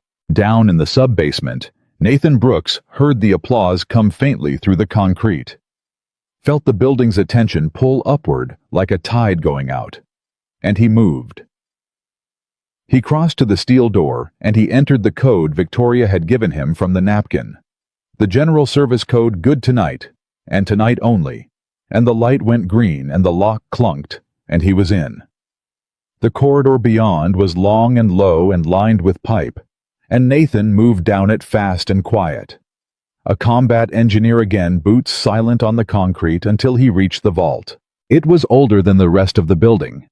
A great gray door set into the wall, with a keypad worn shiny by a founder's fingers, and Nathan stood in front of it and pulled out his phone and typed a single word to Victoria in the only message they'd allowed themselves. And up on the stage, in the pocket of her midnight blue dress, Victoria felt her phone buzz once against her hip and did not react at all. Then Nathan keyed in the date. 6-9-8-8. The vault's ancient light flickered from red to green, and the bolt drew back with a deep mechanical thunk that Nathan felt in his teeth, and a dead woman's 20-year-old riddle swung open on its hinges. Up on the stage, Charles Hale spread his arms to the crowd. 32 years ago, he began, his voice rolling out over the silent room. I started this company with nothing but my own 2 hands and a belief in what a family could build together. And down in the vault, Nathan Brooks turned on his headlamp and started to read. The files were old, brittle, organized with the obsessive precision of a man who trusted no one to keep his secrets but himself. Nathan had been a soldier and a builder, not an accountant. But you didn't need to be an accountant to read what was in that vault. You needed only to be a man who'd spent his whole life on the other side of what rich men did to people. And Nathan had a lifetime's fluency in that. He found the founding documents. He found the original partnership agreement, because Hale Dynamics had not been built by one man with 2 hands. It had been built by 2 men, and the second man's name made Nathan's blood stop cold in his veins. Daniel Brooks. Nathan stood in the vault with his father's name in his hand, and the world tilted so hard he had to put a palm against the cold steel shelving to stay upright. He read it again, and again, and it did not change. The partnership agreement dated 32 years ago, establishing Hale Brooks Engineering, equal partners Charles Hale and Daniel Brooks. His father who had died in a rented room. His father who'd made him promise never to be a coward. His father who had never once in all the years Nathan knew him spoken the name Charles Hale, because Nathan understood now with a horror that rose in him like floodwater. Some wounds a man cannot say out loud. Some betrayals go so deep, the only way to survive them is silence. He made himself keep reading, because the partnership was only the beginning of the story, and the rest of it was worse. There was the fraud. Buried in the files, meticulous, undeniable forged signatures on a transfer of assets. Falsified board minutes for a meeting that never happened. A patent, the water filtration patent, that had been the young company's crown jewel. The invention that made Hale Dynamics filed in Charles Hale's name alone, though the engineering notes underneath it were unmistakably Daniel Brooks's work, Daniel Brooks's handwriting, Daniel Brooks's genius. Charles Hale had stolen his partner's invention, forged the documents to erase him from the company, and when Daniel Brooks fought back, Nathan found the sealed lawsuit. The one Victoria's mother wouldn't talk about. Charles had buried him under so much litigation, so many lawyers, so many bought and paid for delays, that a good man with no money had simply run out of the years and dollars it took to fight and settled for pennies, and signed a sealed agreement that gagged him for life, and walked away with nothing but his broken name. It took the fight out of him, took 10 years off his life. He died in a rented room, and Nathan was 19 years old and holding his hand. Nathan stood in the vault of the fortune stolen from his father, and he wept. Silently, the way he'd learned to do everything in this building, his shoulders shaking, tears falling on his father's forged-away life. All these years he'd fixed the toilets and mopped the lobby and changed the light bulbs in the empire built on his father's ruin, and he never knew. He never knew the name on the building was the name of the man who'd killed his father. Slow. And Victoria. God. Victoria, whose paychecks he'd cashed, whose kindness he'd fallen for, whose fight he'd made his own. Victoria was that man's daughter. The thought hit him like a physical blow, and he had to sit down on the cold vault floor. Because here was the terrible arithmetic of it. The woman he'd knelt in front of, the woman he'd given his blanket. The woman who'd built coffee creamer towers with his son. She carried the blood of the man who'd destroyed Daniel Brooks. And Nathan was down here helping her seize the very throne that had been bought with his father's life. 6 floors up, that man was speaking his father's eulogy without knowing it. And I want to speak tonight about the future. Charles Hale was saying to 600 rapt faces, because a company like a family is only as strong as the legacy it passes on. Which is why it gives me such profound joy to announce a union between 2 great families. Down in the vault, Nathan Brooks made a choice. He would remember for the rest of his life that it was a choice, and that he made it there on the cold floor, with his father's stolen name in his lap, and his own heart broken open. Because everything in him wanted revenge. Everything in him wanted to take these files upstairs and throw them in Charles Hale's face in front of 600 people, and the press, and burn the whole Hale empire to the ground, and salt the earth where it stood. He had the truth in his hands. He could destroy the man tonight completely, the way the man had destroyed his father. An eye for an eye. His father's ruin for Charles Hale's. It would have been justice. Some would even have called it mercy compared to what the old man deserved, and it would have destroyed Victoria too. Because you could not detonate the truth about Charles Hale without the shrapnel tearing through his daughter. Her name, her company, everything she'd worked to build, the profit sharing and the clean water plans and the future she'd finally started writing on a legal pad in the dark. Revenge was a bomb, and bombs did not care who stood next to the target. If Nathan walked upstairs and blew up Charles Hale out of vengeance, he would take down the one truly innocent person in the whole story right alongside the guilty one. His father's voice came to him then from a rented room 19 years gone. Don't let money turn you into a coward son, and don't let hate turn you into him. Nathan wiped his face. He gathered the documents, the partnership, the forgeries, the stolen patent, the sealed lawsuit into the waterproof folder he'd brought for exactly this, and he closed the vault, and he stood in the corridor for a long moment, breathing, putting the soldier back over the sun before he typed a second message to Victoria. Not the triumphant one he'd imagined. Something else. Found it. It's bad. It's not what you think. Meet me. Bluebell. After. Come alone. And Victoria, brace yourself. Up on the stage, Charles Hale reached the summit of his speech, and he turned and extended his hand toward his daughter, and the spotlight swung to find her, and 600 faces turned with it, and the cameras rose. My daughter, Victoria. Charles set his voice thick with a triumph 30 years in the making. And her future husband, Preston Aldridge. Together they represent everything the Hale name has always stood for. The applause began. And Victoria Hale, standing in the spotlight, in the dress her father chose, felt her phone buzz twice against her hip, and knew that Nathan was out, and knew that whatever he'd found was bad, was worse than bad, was not what she thought, and she understood in that instant that she did not need to know what it was to know what she had to do. She'd spent 30 years waiting for permission. She was done waiting. She did not take Preston Aldridge's hand. The applause faltered as the crowd realized the beautiful woman in the spotlight was not moving toward the young man, was not smiling. The photograph's smile was instead reaching up calmly, deliberately, and taking the microphone from the podium out of her father's hand. Thank you all for coming, Victoria said, and her voice was steady, and it carried to every corner of that marble atrium. Before my father finishes, I have something to say. And I think after tonight, some of you are going to want to have heard me say it. Charles Hale's smile froze on his face. Victoria, he said low, off mic, the tender, cruel voice from the mirror. Give me the microphone, now. You're embarrassing yourself. No father." She didn't lower her voice at all. She let the whole room hear it. "I'm not embarrassing myself. For the first time in my life, I'm not embarrassing myself." She turned back to the 600 faces, to the cameras, to the senators and the CEOs and the old money and the press. "My name is Victoria Hale. I am the chief executive of this company, though most of you know that's mostly been a costume. Tonight, my father intended to announce my engagement to a man I have met exactly once 40 minutes ago as part of a financial arrangement between our families that I never agreed to and do not consent to." A ripple went through the crowd, a sharp collective intake. The cameras pushed closer. "I am not a merger. I am not an asset.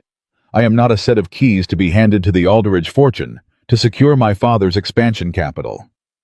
And I am not going to stand on this stage in the dress he picked and let him sell me in front of 600 people while I smile." "Victoria." Charles's voice had gone from tender to iron.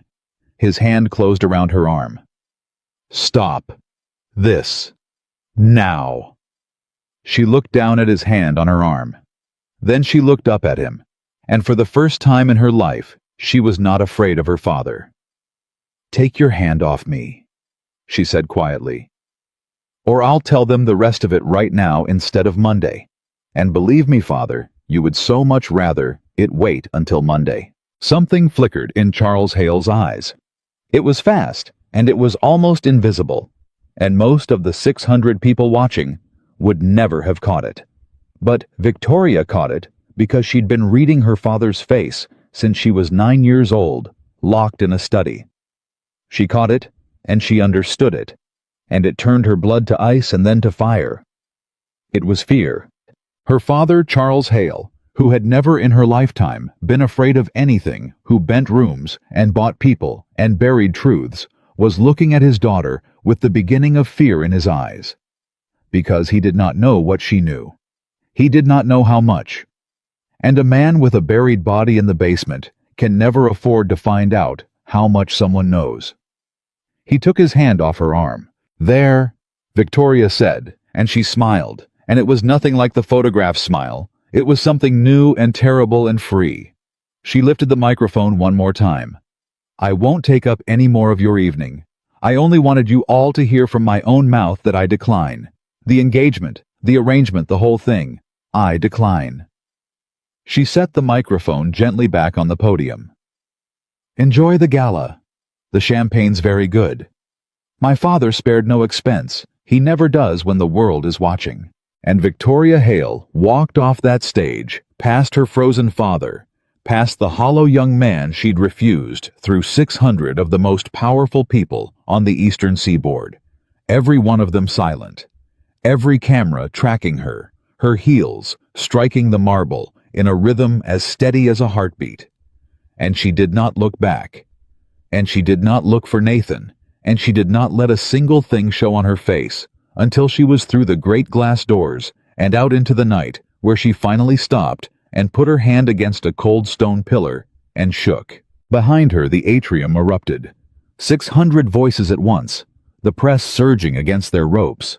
And somewhere in that chaos near the back wall, Gerald Voss was already dialing his phone, already reporting to the man on the stage, already becoming the instrument of a rich man's wounded pride. And Charles Hale stood alone in the spotlight where his triumph should have been, in front of the whole world he'd summoned to witness his power, and felt the ground he'd stood on so surely for 30 years, crack straight down the middle, and did not yet know that beneath the crack was a vault, and in the vault was his daughter's dead mother's riddle, and behind the riddle was a dead man named Daniel Brooks, and standing in the ruins of it all, holding the truth in a waterproof folder, was Daniel Brooks's son.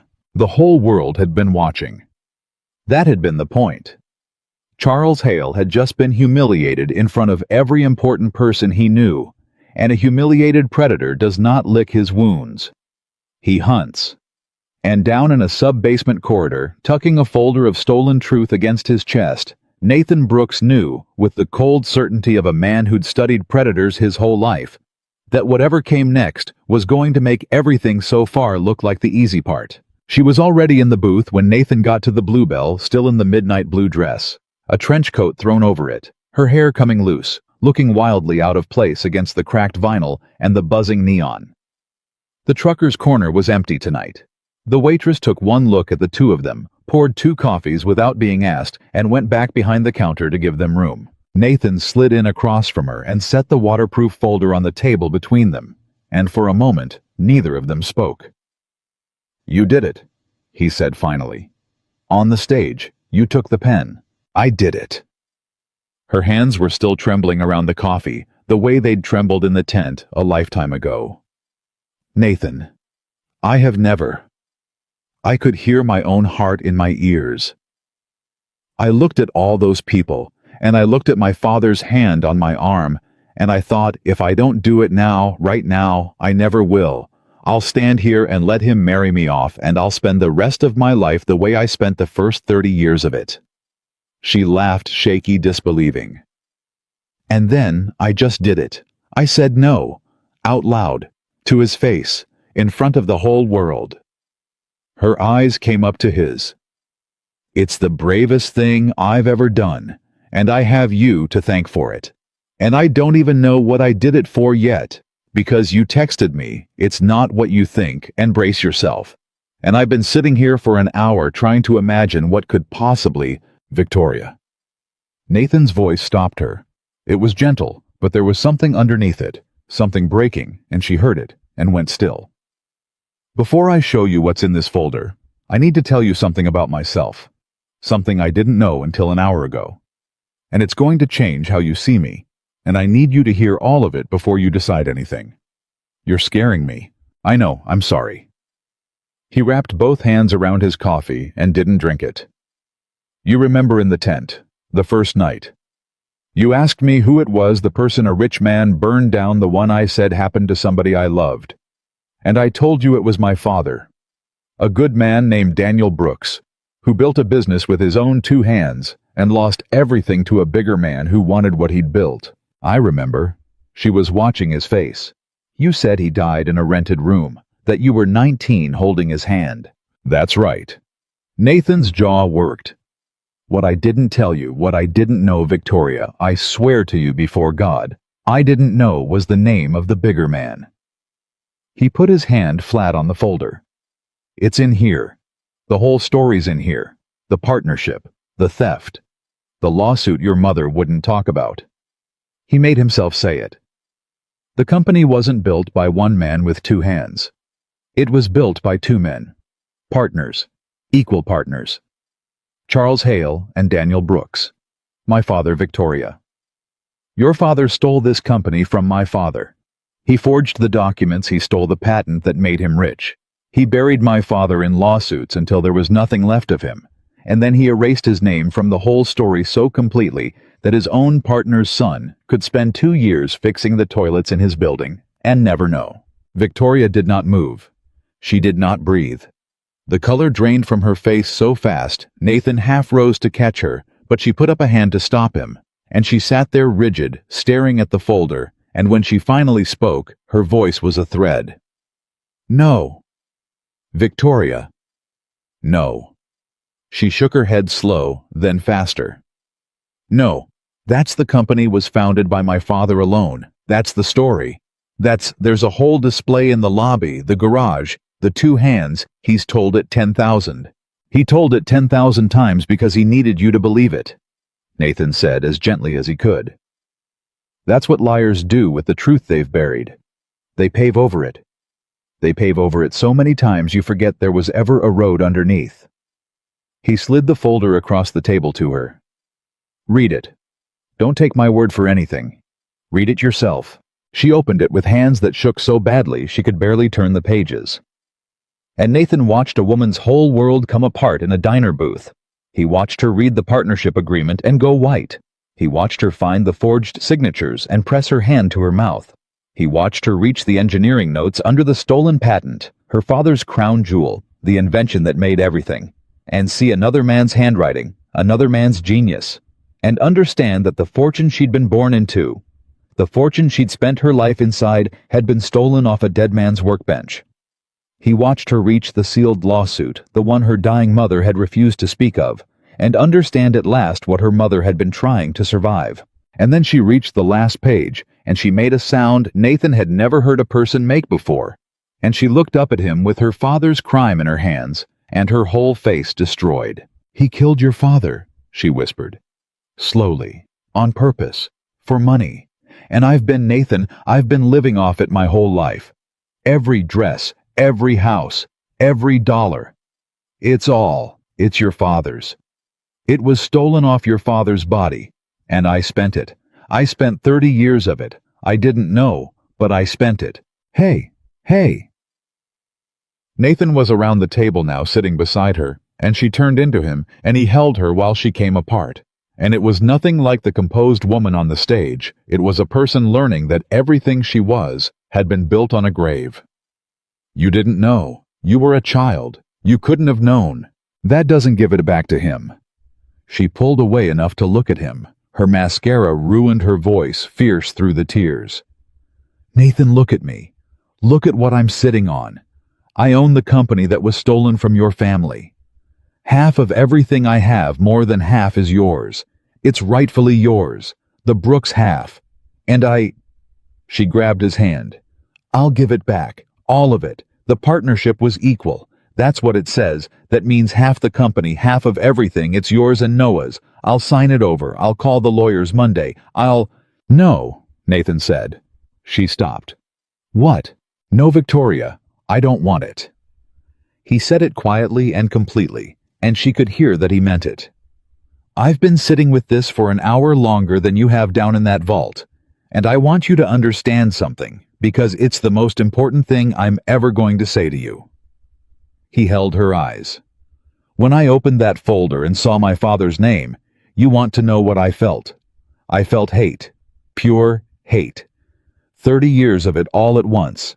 I sat down on that vault floor, and I thought about walking up those stairs and throwing every one of those pages in Charles Hale's face in front of 600 people and the cameras and burning his whole world down the way he burned my father's.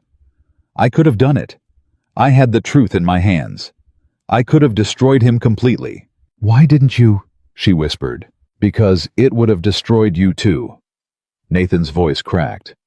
"You were up on that stage, Victoria. You were about to do the bravest thing you'd ever done. And I sat on that floor, and I did the arithmetic, and there was no way to blow up your father without the shrapnel going straight through you.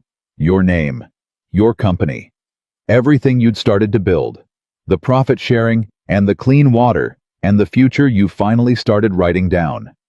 If I'd walked up those stairs for revenge, I'd have taken you out right alongside him. The one innocent person in the whole story."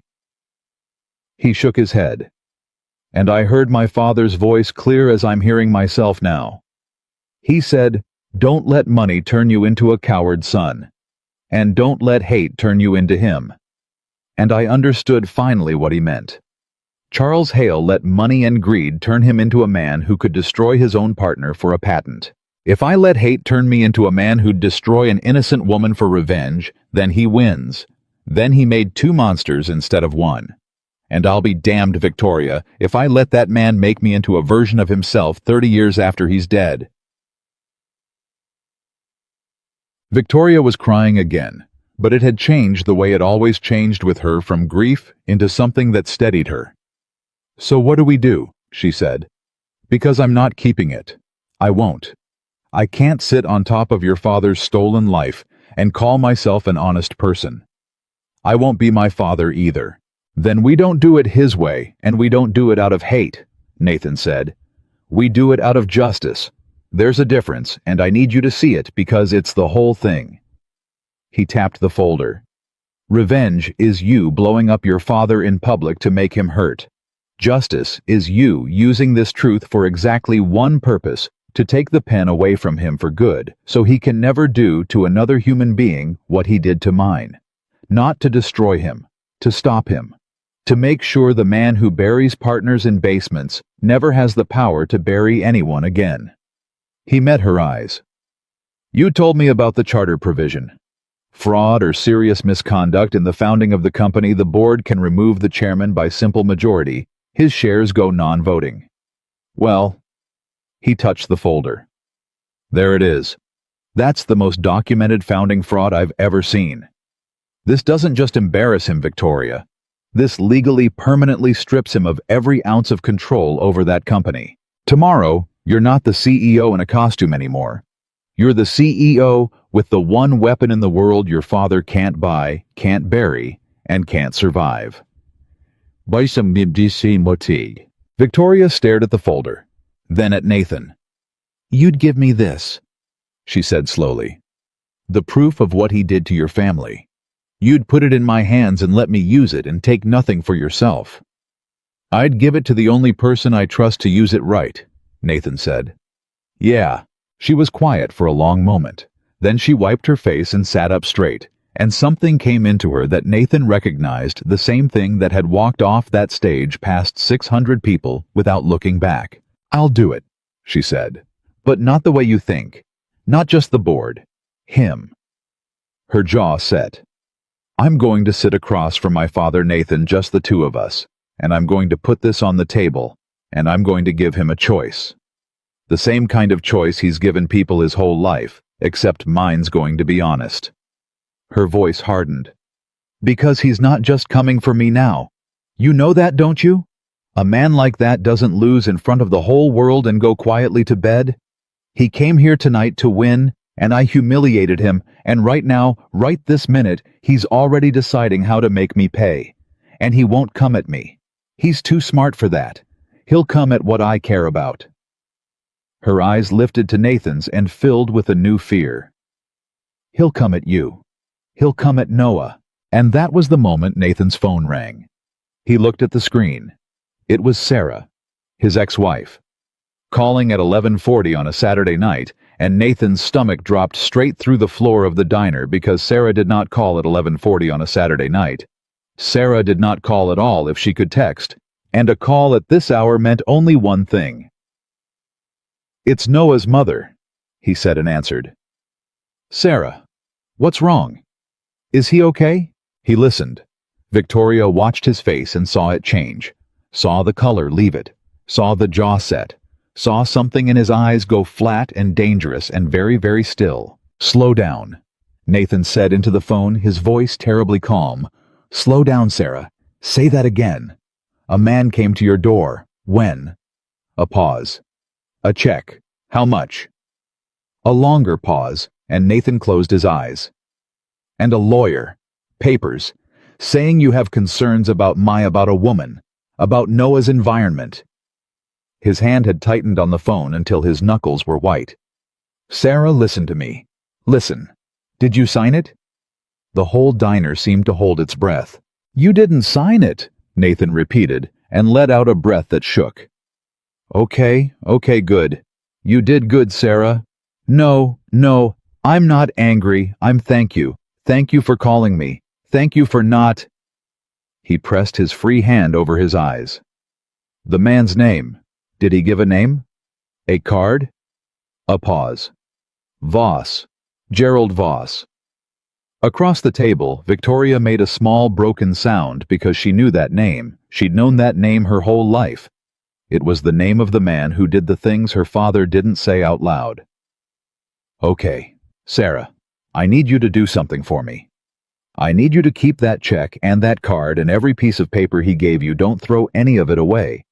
And I need you not to talk to that man again, and I need you not to sign one single thing, no matter what number he puts in front of you. Can you do that for Noah? Can you do that? A pause, and something in Nathan's face cracked with a terrible tenderness. I know it's a lot of money. I know what it could mean for him. And I'm telling you, it's not what it looks like. The woman's not what he told you. And if you sign that paper, you're not helping Noah. You're helping the worst man I've ever heard of take a swing at his father. Trust me on this. Please. One more time, trust me. He nodded, eyes shut. Thank you. Thank you, Sarah. I'll explain everything, I promise. Just keep him close tonight, and don't answer the door. I love that boy more than my life.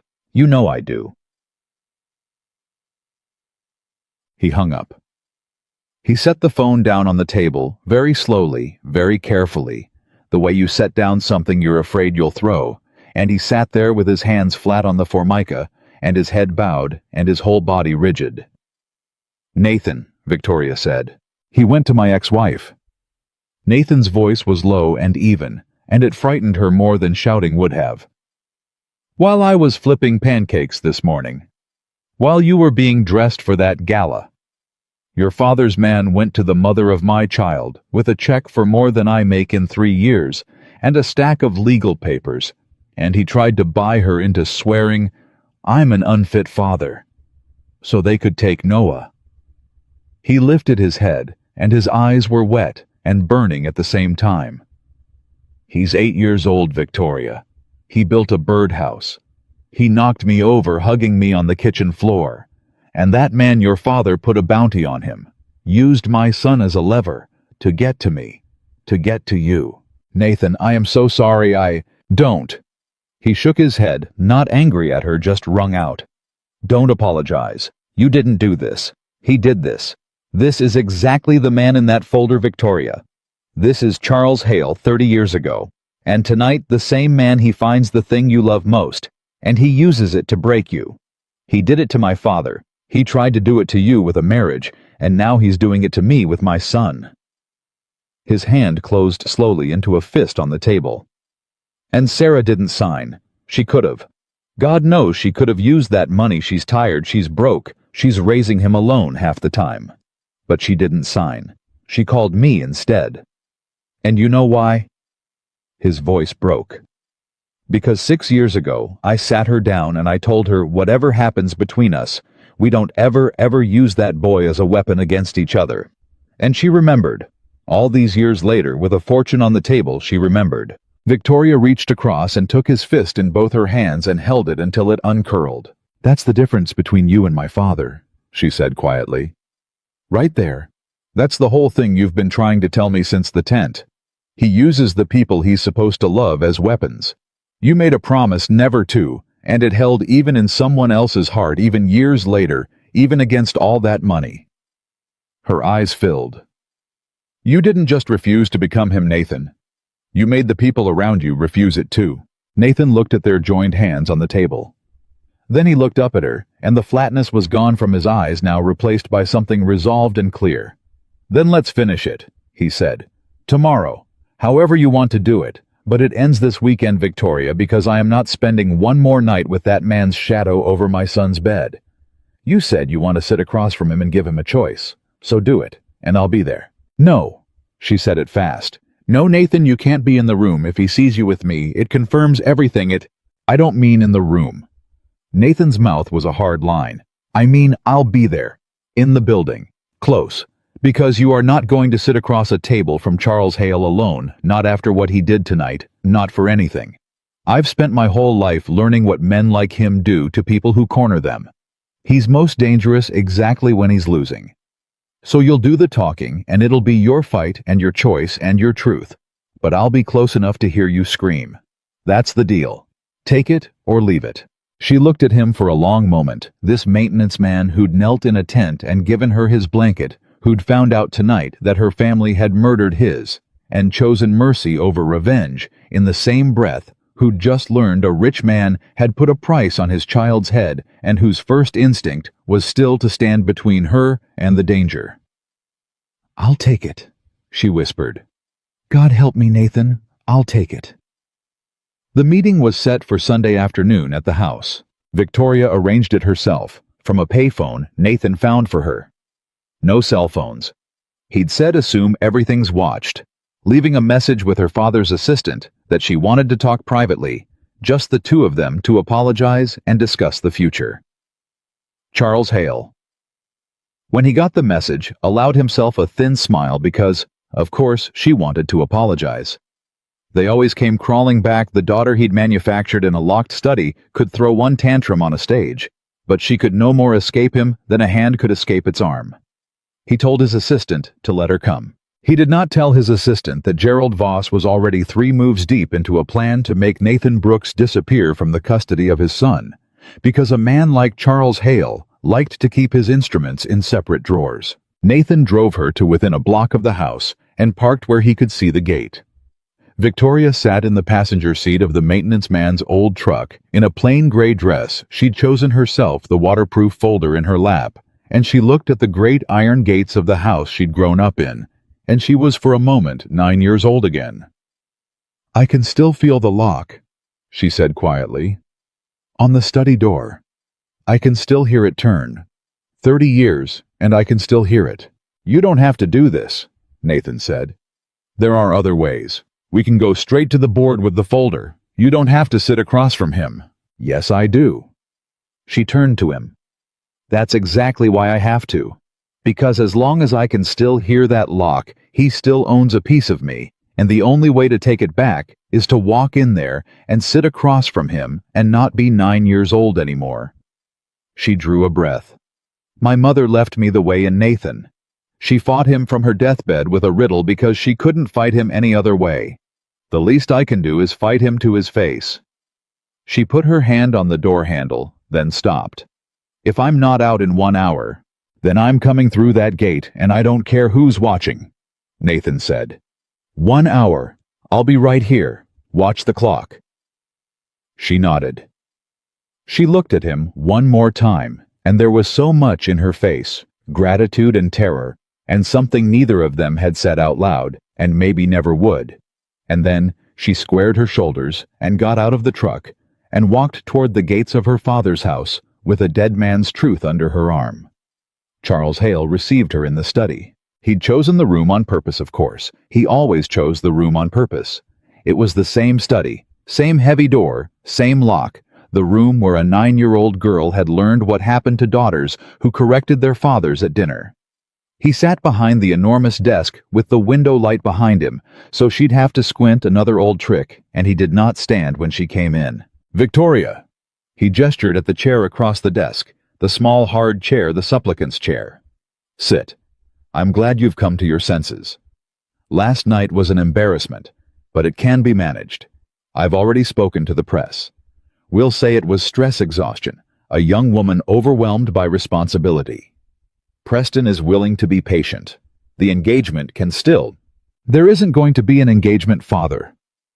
Victoria did not sit in the small hard chair. She remained standing, which she saw register in his eyes a small crease of displeasure at the broken script. "And I didn't come to my senses. I came because I know what you did." Charles Hale's face did not change. That was the thing about him. The thing that had made him what he was. His face simply did not change. "You'll have to be more specific, my dear. I've done a great many things. Every one of them for this family." "Daniel Brooks," Victoria said. And there it was. The thing she'd been watching for. The same flicker she'd caught on the stage faster than a blink, a hairline fracture across 30 years of stone, and then gone sealed over his face, a mask again. But she'd seen it. She'd been reading that face her whole life, and she'd seen it, and it told her everything. "I don't know the name," Charles said smoothly. "You do." Victoria set the folder on his desk. She did not open it. She just set it down squarely in the pool of light. "It's all in here. The partnership.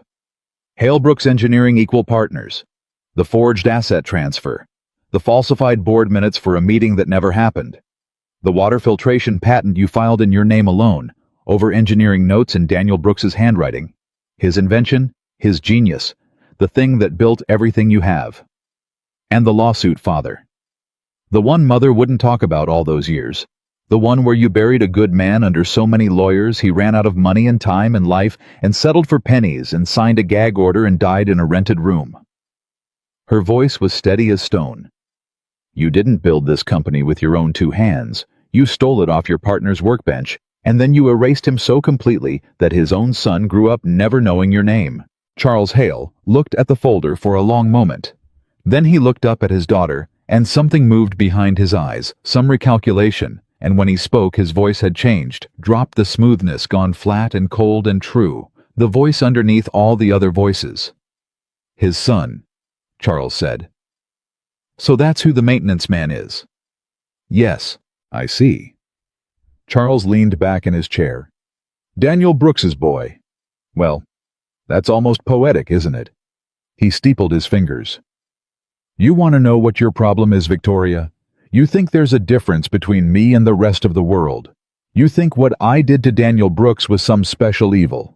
It wasn't. It was business. He had something I needed to build this family's fortune, and he wouldn't sell, and so I took it because that is what strong men do and weak men cry about. Everything you have ever eaten, worn, learned, and inherited came from that one decision.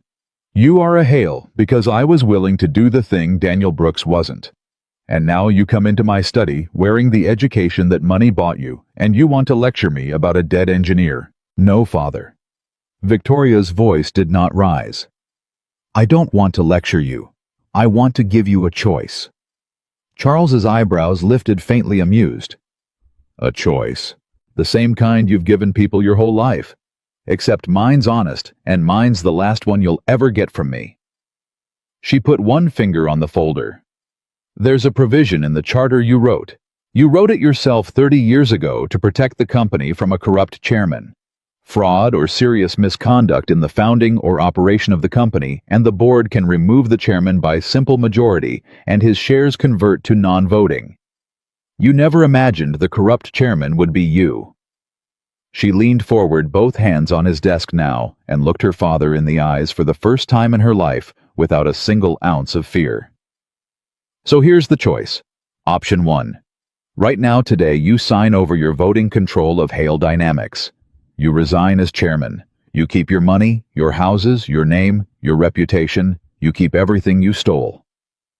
Father, because I am not my mother, and I am not going to spend my life fighting a ghost war over the past.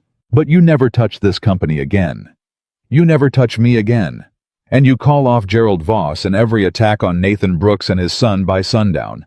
And if one hair on that 8-year-old boy's head is disturbed, if one custody paper gets filed, if one more check gets waved at that mother, the deal is void. She straightened. That's option 1. Charles was very still now. And option 2, Victoria said, is that I take this folder to the full board Tuesday morning, and then to the SCEC, and then to every one of the 600 people who watched me walk off that stage last night and are dying to know why. And the truth destroys everything, Father. Not just your control of the company. Everything. Your name, your legacy, the whole 30-year monument you built to yourself. Daniel Brooks's son doesn't want a cent of it. He told me so he could have taken half of everything, and he wanted none of it because he's a better man than you'll ever understand. But I'll burn it. I'll burn all of it. I watched you try to buy a mother into selling her own child yesterday, and I promise you, Father, I will burn your entire life to the ground before I let you touch that little boy. She let it sit. So, option 1, you lose the company and keep the lie. Option 2, you lose everything. You have until sundown. And Father? She picked up the folder off his desk because she'd only ever brought a copy, and the originals were somewhere he'd never find them, and she'd wanted him to know she'd thought of that too. For the first time in your life, Victoria said, you don't get to hold the pen. And Charles Hale, 71 years old, sitting in the study where he'd locked his daughter as a child, in the house built on a dead man's stolen genius, looked up at the woman he'd manufactured to be obedient, and saw at last that he had failed that somewhere along the way. Despite the lock and the study, and the 30 years of arithmetic, she had become something he never intended and could not control, and could not for the first time in his long, ruthless life defeat. He opened his mouth. And for a moment, just a moment, nothing came out. Because Charles Hale had finally met a truth his money could not buy back. The silence in that study lasted a long time. Nathan, out in the truck, watched the clock climb toward the 40-minute mark and felt every muscle in his body wound tight enough to snap. He'd told her 1 hour.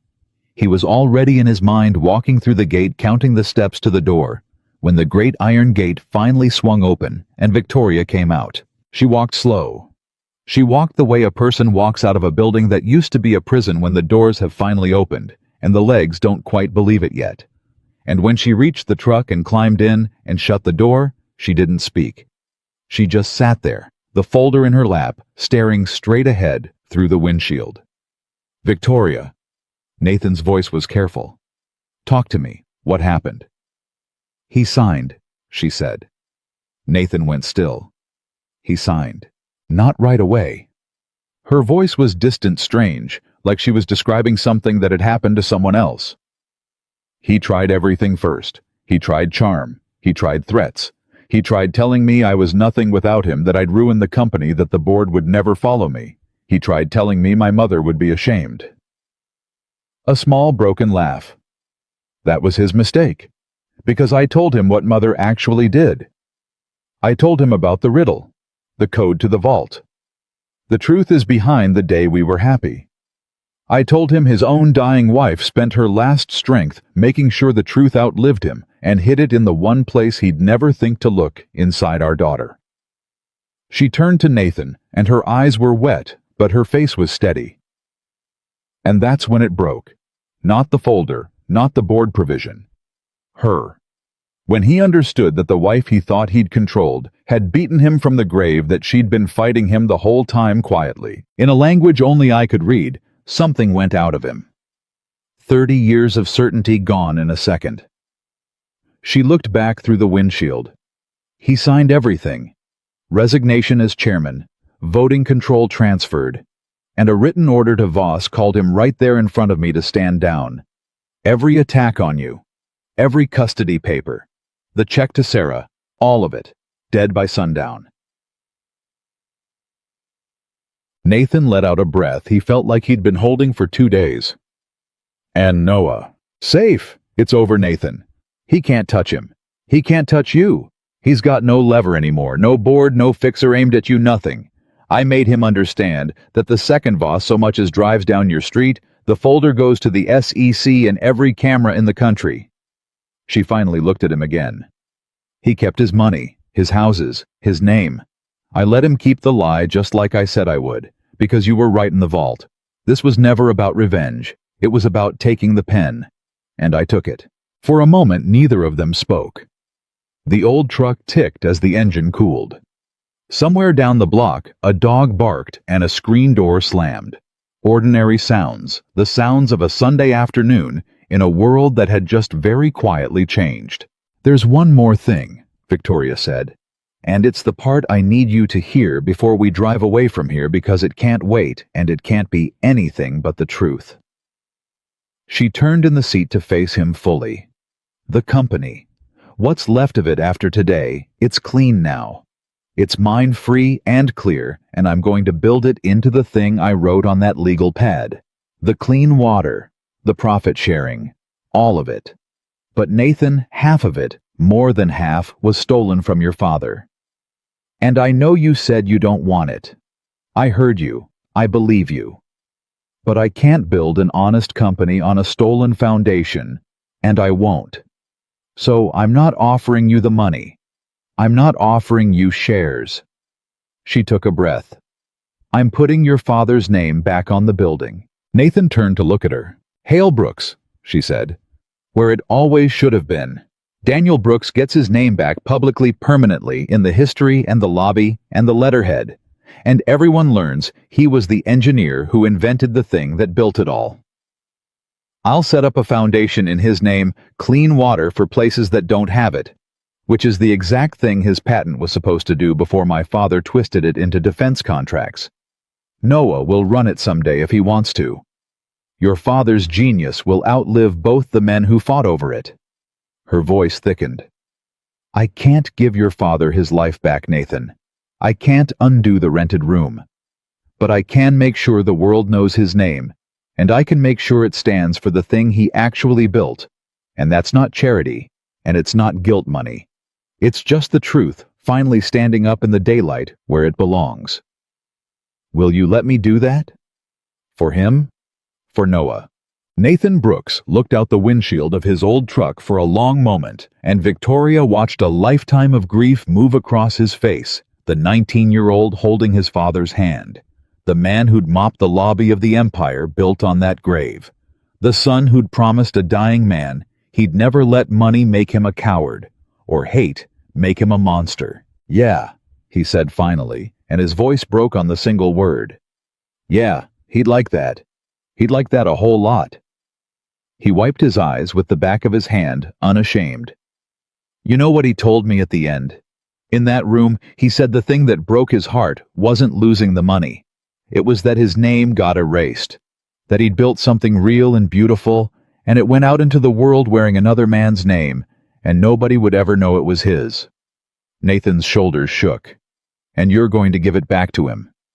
30 years too late for him to see it, but you're going to give it back. I am. Victoria reached across the seat and took his hand.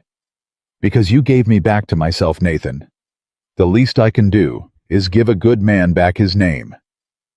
They sat in the truck and held hands and cried, the maintenance man and the billionaire, in front of the gates of a house that no longer had any power over either of them. And then Nathan started the engine and drove them away from it, and neither of them ever went back. The rest happened the way slow, honest things happen, not in a thunderclap, but over months, brick by patient brick. The board met that Tuesday, and with Victoria holding the founding documents and the charter provision, and her father's own signed resignation, there was no fight to speak of. Charles Hale's shares went non-voting. His name came off the door. Victoria Hale became for the first time the true and undisputed head of the company, no longer a costume, no longer a 9-year-old girl performing obedience, but a woman with the pen fully and finally in her own hand. She kept every promise she'd written on that legal pad. She moved the company out of defense contracts and into clean water infrastructure, the very thing Daniel Brooks's stolen patent had been designed to do before Charles twisted it. She opened profit sharing to every hourly worker in the building, the janitors, the caterers, the maintenance crews, the invisible people. Her father had never once looked at, and the first year those checks went out. Some of them large enough to change a life. There was not a person on the maintenance staff who didn't understand exactly why, and the name went back on the building. Hale Brooks in tall letters over the entrance where 600 people would pass beneath it every day, and a plaque in the lobby that told the true story. The two young engineers, the invention, the partnership with Daniel Brooks's photograph beside Charles Hale's, and beneath it, a line Victoria wrote herself, "The truth outlived the lie. It always does." Nathan came to see it once on a quiet Sunday when the building was empty. He stood in the lobby, he used to mop, and looked up at his father's face in the photograph, and he stood there a long, long time, and he didn't say anything, and he didn't need to. He'd brought Noah. And the boy read the plaque slowly, sounding out the harder words. And when he got to the end, he looked up at his father and said, "That's Grandpa, the one who died before I was born. That's him, Bud. He invented the water thing, the one that helps people who don't have clean water." He sure did. Noah looked back up at the photograph at the young man with his own stubborn chin and his own serious eyes, and he was quiet for a moment, and then he said, "He looks like you, and kind of like me." Nathan put his hand on his son's shoulder and couldn't speak for a second. "Yeah," he finally managed. "Yeah, he does." As for Charles Hale, he lived out his years in the big house behind the iron gates with his money and his houses, and the lie he'd been allowed to keep, and he grew old the way men like that grow old alone, guarded, surrounded by things, and empty of people. Victoria did not visit. She'd told him the truth of it in the study that Sunday, the last real thing she ever said to him, that she forgave him not for his sake, but for her own, because carrying the hate would have made her into a smaller version of him, and she'd decided long ago in a diner booth that she'd rather be free than be right. She sent word when he took ill years later, and word when he passed, and she saw that he was buried decently, and she felt she told Nathan mostly a kind of distant sadness, not for the man he'd been, but for the man he could have been if he'd ever once in 70-odd years understood that the thing he spent his whole life chasing was the one thing his method guaranteed he'd never have. "He died surrounded by everything he stole," Victoria said quietly. And not one single person cried. And that's the whole lesson, isn't it, Nathan? That's the entire thing my father never learned. You can take everything a man builds. You can put your name on his work and his money in your account and his family under your thumb. But you cannot steal the thing that makes a life worth living because it was never for sale in the first place. It was almost exactly a year to the day since the first night in the tent when the company held its annual mountain retreat again. They came up the same road, to the same cabins, the same ridge with the wind coming down off it like it had somewhere to be. But everything was different now. The invisible people had names now, and profit sharing, and a CEO who knew them. And when the executives filed off toward the luxury cabins with their glass walls and their heated floors, one person turned the other way. Victoria Hale, the head of the company, worth more than ever. Now that the company was clean and thriving and doing good in the world, carried a tent down the slope to a flat patch of ground beside a familiar patch of ground, and she began clumsily laughing at herself to pitch it. And Nathan Brooks, who was no longer on the maintenance crew because a year is a long time, and some things change, and other things become undeniable, came and knelt beside her and showed her again how to set the poles.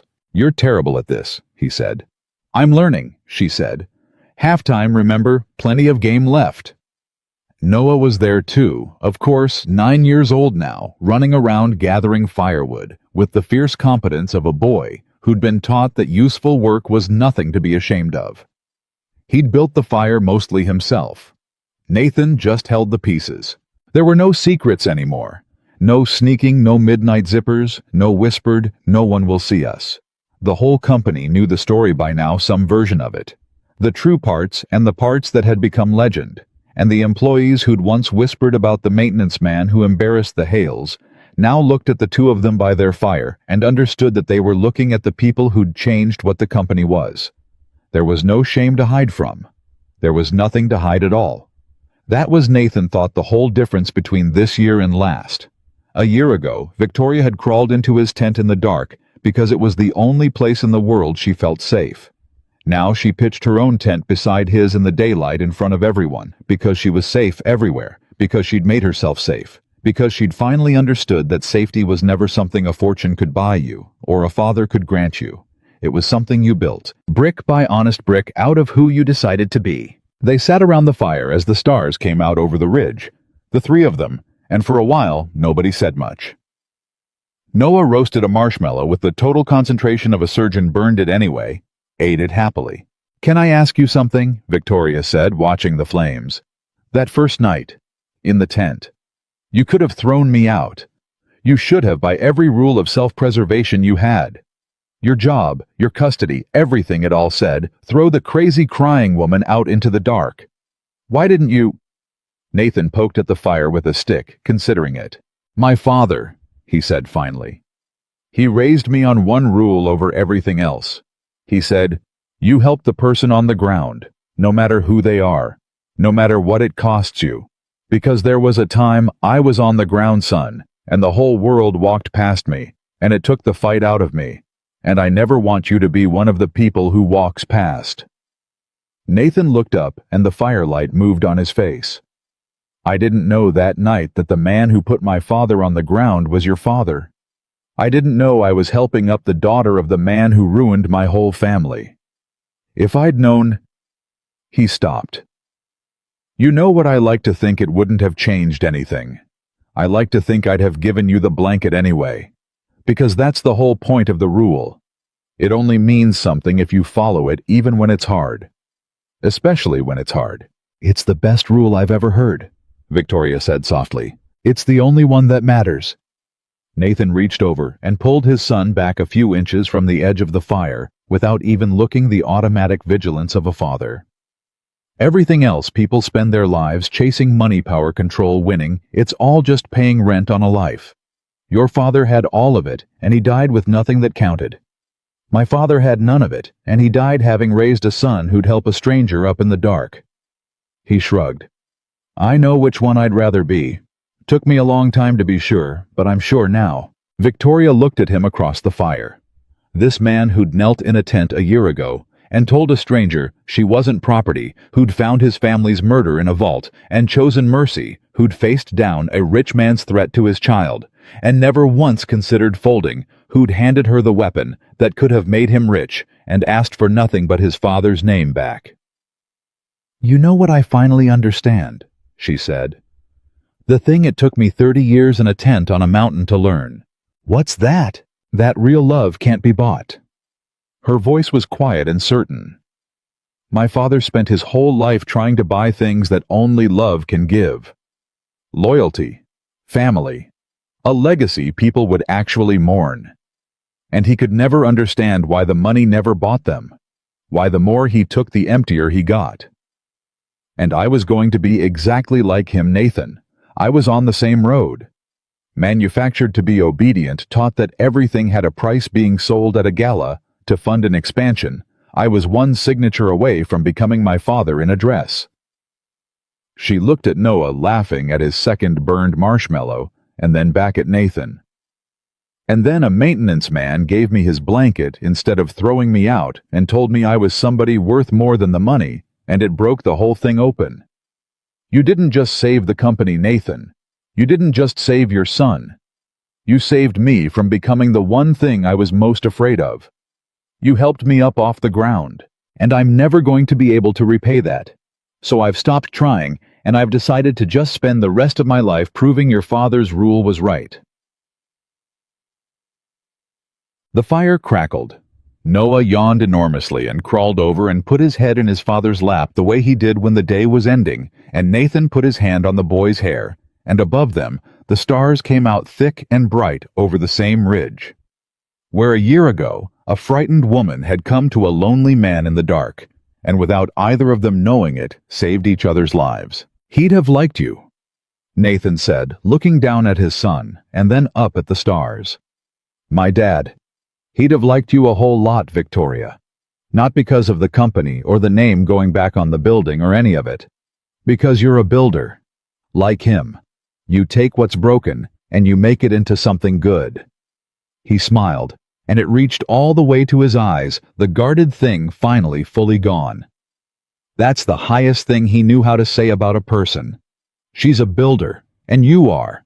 They sat there a long time, the three of them, under the stars on the mountain, where the whole thing had begun. The place that had once witnessed a man's loneliness and a woman's fear had become without anyone deciding it. In so many words, the place where they'd found the one thing that neither wealth, nor power, nor 30 years of a cold man's arithmetic had ever been able to buy or steal or fake. They'd found a family, and no amount of money in the world had ever bought anything half as rich as 3 people around a fire, a burned marshmallow, a boy asleep in his father's lap, and a name Brooks finally permanently standing tall in the daylight, where the truth had been waiting all along to be told. Because power can control careers, and money can buy influence, and a cold man can steal a lifetime's work and put his own name on it and get away clean for 30 years. But none of it, not $1, not 1 ounce of power, not one buried lie, can ever replace integrity or compassion, or the simple, unbreakable courage of a man who kneels down in the dark and helps a stranger up off the ground. That is the one wealth that cannot be stolen. And in the end, it is the only wealth that was ever real.